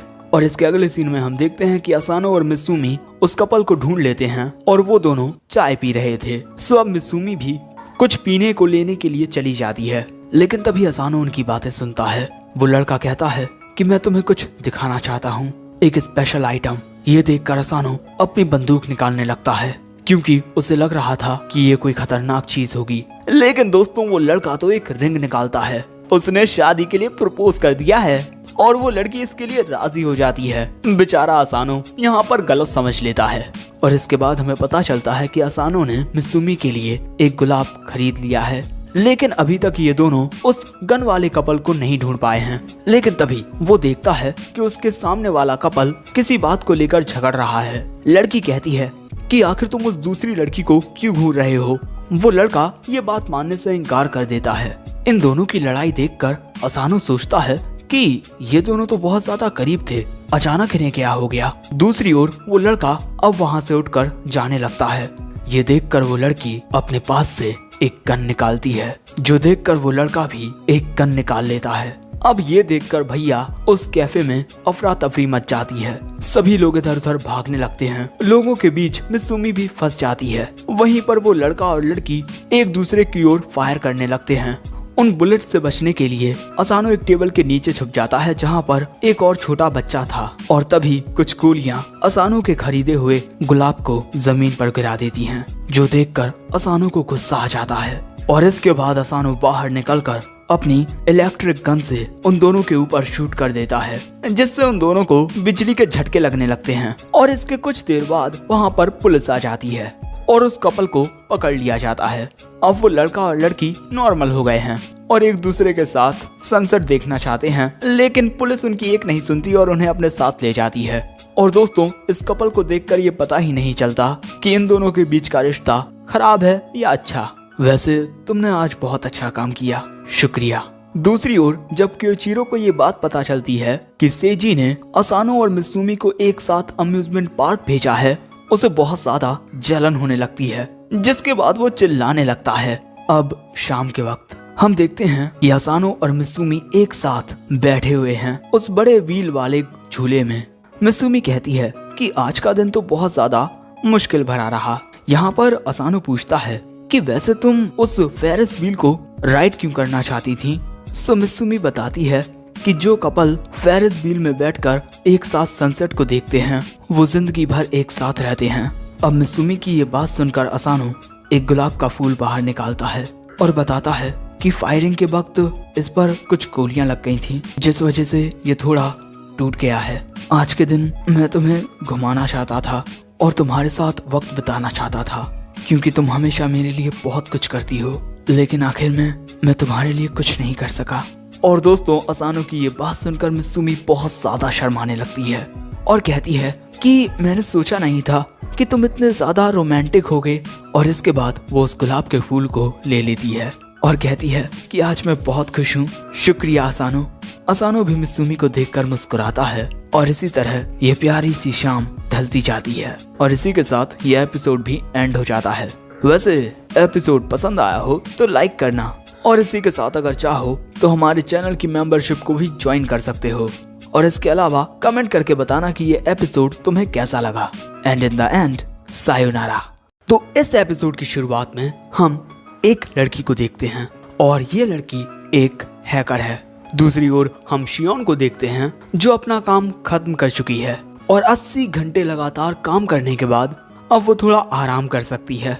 लेकिन जैसे ही वो अपनी आंखें बंद करती है, अचानक ही एक सायरन बजने लगता है, इमरजेंसी क्वेस्ट इवेंट, जिससे शियोन जाग जाती है। और इसके बाद वो देखती है कि कोई उनके सिस्टम से छेड़खानी कर रहा है। सो अब शियोन अपना कंट्रोलर उठा लेती है और कहती है कि तुम्हें क्या लगता है ये सब इतना आसान है। और इसके बाद हम देखते हैं कि उस लड़की की कंप्यूटर स्क्रीन पर एरर लिखा आने लगता है। सो अब ये देखकर वो लड़की अपने कंप्यूटर का मेन स्विच ऑफ कर देती है। सो अब शियोन, जो कि उस लड़की को कंप्यूटर में पकड़ने ही वाली थी, लेकिन तभी उस लड़की के अवतार में पंख आ जाते हैं और वो उड़कर वहाँ से भाग जाती है। अब इसके बाद ये लड़की फिर से अपने कंप्यूटर को ऑन करती है और दोस्तों, जैसे ही इस लड़की का कंप्यूटर ऑन होता है, उसमें असानो की कई सारी इमेजेस आ जाती हैं। अब इसके अगले सीन में हम देखते हैं कि सुबह हो गई है और असानो और मित्सुमी स्कूल जाने के लिए रेडी थे और तभी उनके पास शियोन आती है, जिसकी हालत कुछ अच्छी तो नहीं लग रही। मित्सुमी पूछती है कि क्या आप फिर से सारी रात जागती नहीं। शियोन बताती है कि किसी ने हमारे डाटाबेस सिस्टम को हैक कर लिया था और उसने सिर्फ असानो का पर्सनल डाटा उठाया है, लेकिन चिंता करने वाली कोई बात नहीं है। और ये कहने के बाद शियोन वहाँ से चली जाती है, लेकिन तभी अचानक असानो की दाईं आंख फड़कने लगती है। अब स्कूल जाते वक्त ये दोनों इसी टॉपिक पर बात कर रहे थे कि आखिर किसी ने असानो का पर्सनल डाटा क्यों चुराया होगा, लेकिन तभी असानो रुक जाता है क्योंकि इन पर कोई नीडल से वार करता है। ये देखकर असानो मित्सुमी को दूसरे रास्ते से ले जाता है।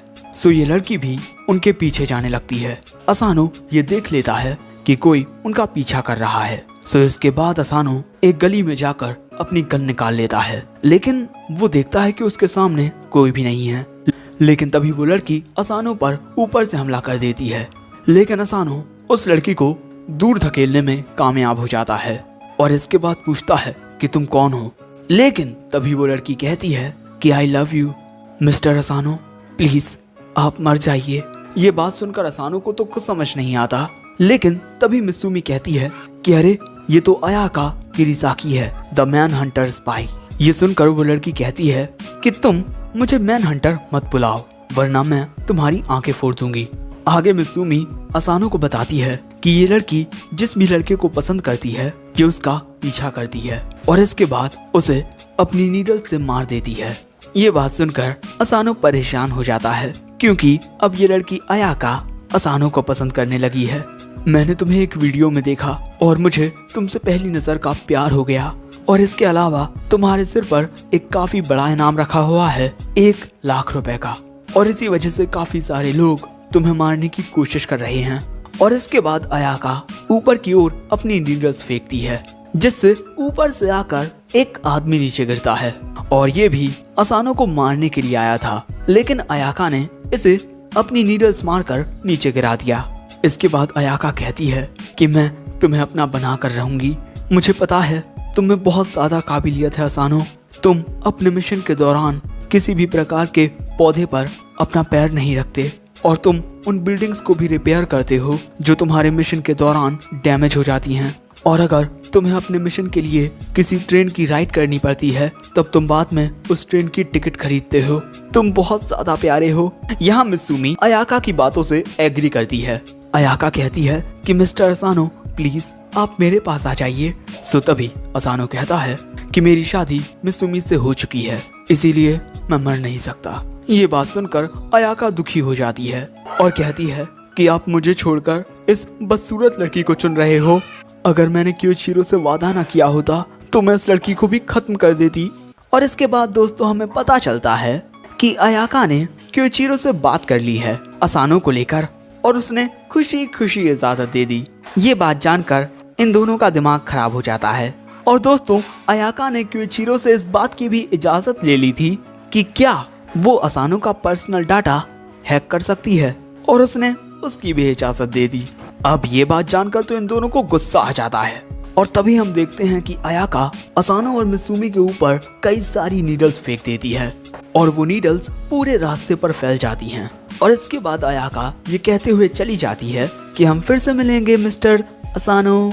और उस लड़की के जाने के बाद असानो चैन की सांस लेता है, लेकिन ज्यादा देर तक नहीं, क्योंकि दोस्तों अयाका असानो की क्लास में ट्रांसफर स्टूडेंट बनकर आ जाती है, और टीचर अयाका को असानो की बगल वाली सीट पर ही बैठाते हैं। और जब अयाका अपनी सीट पर बैठने के लिए आ रही थी तभी वो गिरने का नाटक करते हुए असानो के ऊपर अपनी एक नीडल से वार करती है, लेकिन असानो एक बुक की मदद से उसकी नीडल से बाल बाल बच जाता है।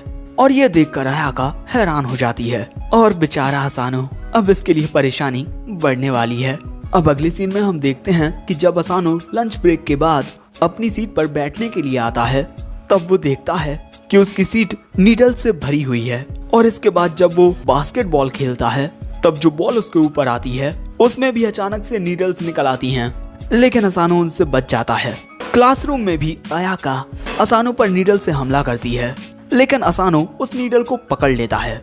अब इसके बाद जब मित्सुमी और असानो खाना खा रहे होते हैं तब भी अयाका काफी सारी नीडल से असानो पर हमला करती है, लेकिन असानो उन सभी नीडल्स को आराम से डॉच कर देता है, लेकिन इससे वो पूरी जगह नीडल से भर जाती है। अब इसके बाद अपनी क्लास अटेंड करते हुए हम देखते हैं कि असानो की बुक नीडल से भरी हुई है, और यहाँ अयाका रोते हुए कहती है कि आखिर तुम मेरे प्यार को क्यों नहीं अपना लेते। लेकिन इतना होने के बावजूद भी अयाका हार नहीं मानती, और इसके बाद वो अपनी नीडल डॉल्स का इस्तेमाल करती है। वो कुछ नीडल्स फेंकती है जो वहाँ पर मौजूद सभी स्टूडेंट्स और टीचर के पीठ पर लग जाती हैं, और अब ये सभी अयाका के हाथों की कठपुतली बन चुके हैं। क्योंकि इन नीडल्स में एक माइंड कंट्रोल पॉइजन होता है। और अब अयाका इन सभी को असानो को पकड़ने का ऑर्डर दे देती है। इसके बाद सभी बच्चे असानो को पकड़ने लगते हैं। असानो उनसे बचकर भागने की कोशिश करता है, लेकिन वो सभी स्टूडेंट्स असानो को घेर कर पकड़ लेते हैं। और अब अयाका कहती है कि आप सिर्फ मेरे हैं मिस्टर असानो। लेकिन तभी वहाँ पर एंट्री लेती है मित्सुमी और वो अयाका से कहती है कि ये सब करना बंद करो। लेकिन तभी हम देखते हैं कि जिस शख्स पर अयाका ने कुछ देर पहले अपनी नीडल से हमला किया था, वो यहाँ अयाका से बदला लेने के लिए आ जाता है और उस पर बुलेट से फायर कर देता है। लेकिन तभी मित्सुमी आकर अयाका को बचा लेती है और अगले ही पल में असानो उस आदमी पर अपनी गन से शूट कर देता है, जिससे वो आदमी खिड़की के नीचे गिर जाता है। असानो मित्सुमी के पास आकर पूछता है कि तुम ठीक तो हो ना? वो कहती है कि हाँ मैं ठीक हूँ। और वहीं अयाका पूछती है कि आखिर तुमने ऐसा क्यों किया? मित्सुमी कहती है कि मैं ये देखकर बहुत खुश हूँ कि मेरे अलावा कोई और भी है जो असानो के एफर्ट्स को एप्रिशिएट करता है, बस तुम्हारा तरीका थोड़ा अलग है। और दोस्तों, यहाँ पर अयाका को मित्सुमी किसी परी की तरह लगती है और उसे मित्सुमी से सच्चा वाला प्यार हो जाता है। वो कहती है आई लव यू। अब अगले सीन में हम देखते हैं कि अयाका मित्सुमी से चिपकी हुई है और मित्सुमी अयाका को अपनी आइसक्रीम भी खिला रही थी। दोस्तों, कहीं मित्सुमी लेस्बियन तो नहीं है? वैसे मित्सुमी के हाथों से आइसक्रीम खाकर अयाका तो बहुत खुश होती है और बेचारा असानो अलग ही होता है इन दोनों से। यहाँ पर मित्सुमी कहती है कि तुम तो असानो से प्यार करती थी, है ना? वो कहती है कि हाँ बिल्कुल, मैं असानो से इतना प्यार करती हूँ कि मैं उसे मारना चाहती हूँ और मैं तुमसे इतना प्यार करती हूँ कि मैं तुम्हारे साथ एक प्यारी जिंदगी बिताना चाहती हूँ। बेचारा असानो, दूसरे छोड़ो, उसकी बीवी उसे भाव नहीं देती। लेकिन तभी असानो को शियोन का फोन कॉल आता है। अब इसके बाद हम असानो और मित्सुमी को शियोन के कमरे में देखते हैं और असानो यहाँ पर शियोन के साथ एक नया गेम खेलने वाला है जो खुद शियोन ने बनाया है। असानो को तो कुछ समझ नहीं आता, लेकिन मित्सुमी बताती है कि शियोन को गेम्स खेलने का बहुत शौक है और पिछले हफ्ते शिंजो लगातार 5 दिनों तक शियोन के साथ गेम खेलता रहा और बेहोश हो गया और इसीलिए मित्सुमी असानो के लिए एनर्जी ड्रिंक्स लेकर आई है। और इसके बाद इनका गेम शुरू हो जाता है, जिसमें इन दोनों के अवतार कुछ इस प्रकार थे। इस गेम के रूल्स बहुत सिंपल हैं।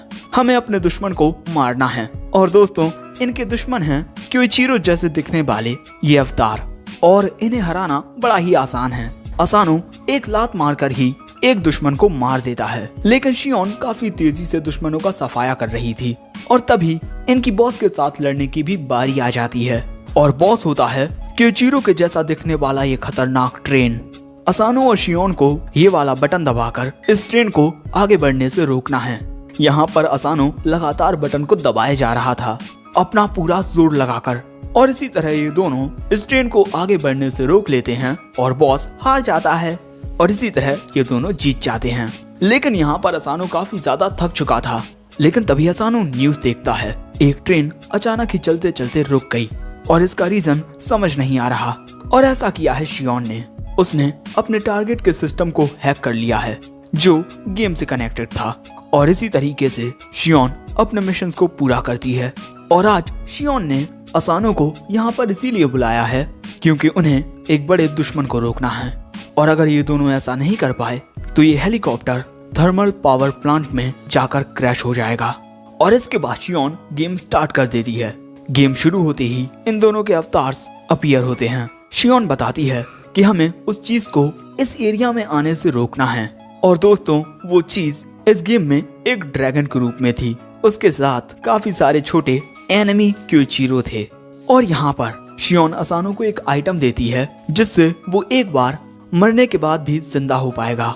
असानो उस आइटम को ले लेता है और इसके बाद इनकी बैटल शुरू हो जाती है।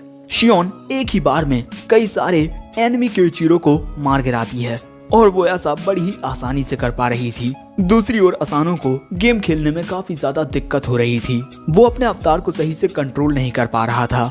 उसका अवतार एक दीवार के पास आ गया था, लेकिन तभी शियोन ये देखकर हैरान हो जाती है कि असानो का अवतार दीवारों के भी आर पार जा सकता है और इसी तरह दीवारों के आर पार जाने की वजह से असानो का पूरा अवतार ही बदल जाता है दोस्तों गेम में कुछ ग्लिचेस हो गए हैं जिनका इस्तेमाल करके असानो आगे बढ़ रहा है। सो शियोन उस पर चिल्लाने लगती है, लेकिन तभी मित्सुमी बताती है कि वो ड्रैगन उस एरिया के करीब पहुंच रहा है। अब ये देखकर शियोन अपना जलवा दिखाती है। वो काफी तेजी से आगे बढ़कर उस ड्रैगन के हमले से बचते हुए उसके सिर पर एक वार कर देती है, जिससे वो ड्रैगन वहीं नीचे गिरने लगता है। रियलिटी में वो ड्रैगन ये हेलीकॉप्टर था और तभी असानो भी शियोन के पास आ जाता है। इन दोनों को लगता है कि ये जीत गए हैं, लेकिन तभी इन्हें कुछ आवाज आती है। ये दोनों देखते हैं कि इनके पीछे एक बहुत बड़ी आर्मी होती है, जो देखकर शियोन भी हैरान हो जाती है। ये दुश्मन का ट्रम्प कार्ड है, जिसके बारे में किसी को भी कुछ पता नहीं था। शियोन कहती है कि हम चाहकर भी इतने सारे दुश्मनों का मुकाबला नहीं कर पाएंगे। इसी वजह से वो शिंजो को इस बारे में बताने का सोचती है, लेकिन तभी असानो कहता है कि शायद से हमारे पास एक रास्ता है। और इसके बाद हम देखते हैं कि असानो और शियोन उस ड्रैगन पर बैठकर इन बाकी के दुश्मनों पर हमला कर देते हैं और एक ही बार में कई सारे दुश्मन खत्म हो जाते हैं। रियलिटी में वो हेलीकॉप्टर उन सभी ड्रोन्स पर हमला कर रहा था, क्योंकि अब इस हेलीकॉप्टर को असानो और शियोन कंट्रोल कर रहे हैं। और यहाँ पर शियोन असानो के आइडिया की तारीफ करती है, क्योंकि वो बहुत तेजी से दुश्मनों को खत्म कर रहे थे। लेकिन तभी कुछ दुश्मन उनसे बचकर आगे निकल जाते हैं और वो उस एरिया के पास पहुंचने ही वाले हैं। लेकिन तभी उनकी मदद करने के लिए वहां पर आ जाता है अयाका का अवतार।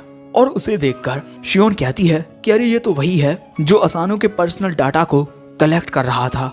असानो और मित्सुमी समझ जाते हैं कि ये अयाका है। दोस्तों यहाँ पर अयाका मित्सुमी और असानो की कुछ प्यारी प्यारी तस्वीरें पाने की कोशिश कर रही है, लेकिन उसे खुद भी समझ नहीं आता कि आखिर उसका ये अवतार कर क्या रहा है इस जगह पर। अयाका का अवतार अपनी नीडल से कई सारे दुश्मनों पर हमला करता है और उन्हें आसानी से खत्म कर देता है।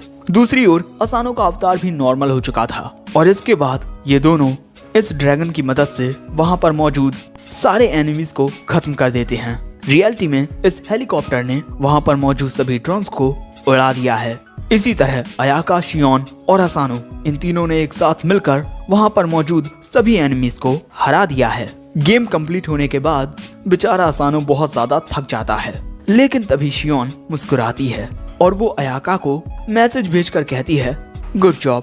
लेकिन पार्टी खत्म हुई और अगले ही पल में अयाका की पूरी कंप्यूटर स्क्रीन एरर से भर जाती है, जिससे अयाका परेशान हो जाती है। और इसके बाद शियोन असानो से कहती है कि तुम्हारे उस आइडिया की वजह से ही हम आज जीत पाए हैं। और इसके बाद वो असानो को ये वाली चॉकलेट खाने को देती है। और इसके बाद जैसे ही असानो चॉकलेट खाता है, शियोन कहती है कि तुम हर बार ग्लिचेस और चीट्स का इस्तेमाल करके गेम में नहीं जीत सकते हो। इसी वजह से मैं तुम्हें इस कमरे से तब तक बाहर नहीं जाने दूंगी जब तक तुम इन गेम्स को क्लियर नहीं कर देते। और ये बात सुनकर बेचारा असानो घबरा जाता है। वहीं मित्सुमी तो उसके लिए एनर्जी ड्रिंक लेकर तैयार होती है। और अब इसके बाद हमें पता चलता है कि असानो का ये गेम प्ले लगातार 3 रातों तक चला, जिससे बेचारा बहुत ज्यादा थक चुका है। और इसी के साथ हमारा ये एपिसोड एंड हो जाता है। तो दोस्तों तुम्हें ये एपिसोड कैसा लगा कमेंट करके जरूर बताओ और इस वीडियो पर लाइक भी कर दो। इसी के साथ अगर चाहो तो हमारे चैनल की मेंबरशिप को भी ज्वाइन कर सकते हो। And in the end sayonara.